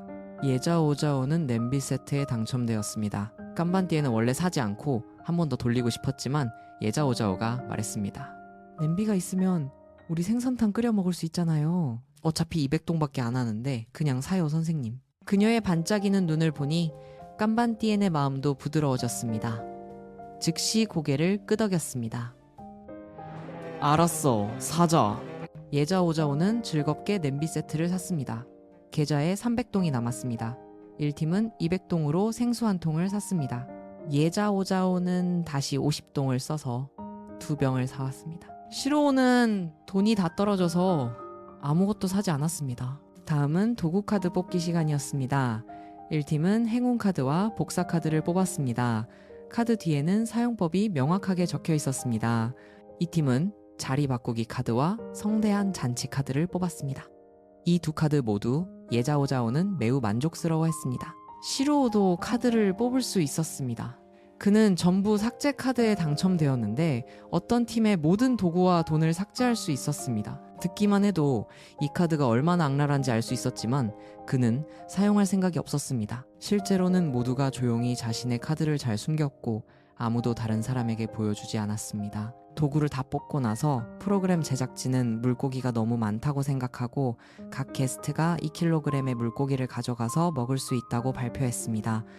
이번에 인색했던 프로그램 제작진이 마침내 한번 관대해졌습니다. 다음 부분은 몽상서점이 시공간을 초월한 경험으로 생존쇼를 정복하다 재생 목록에서 업데이트할 예정입니다. 들어주셔서 감사합니다.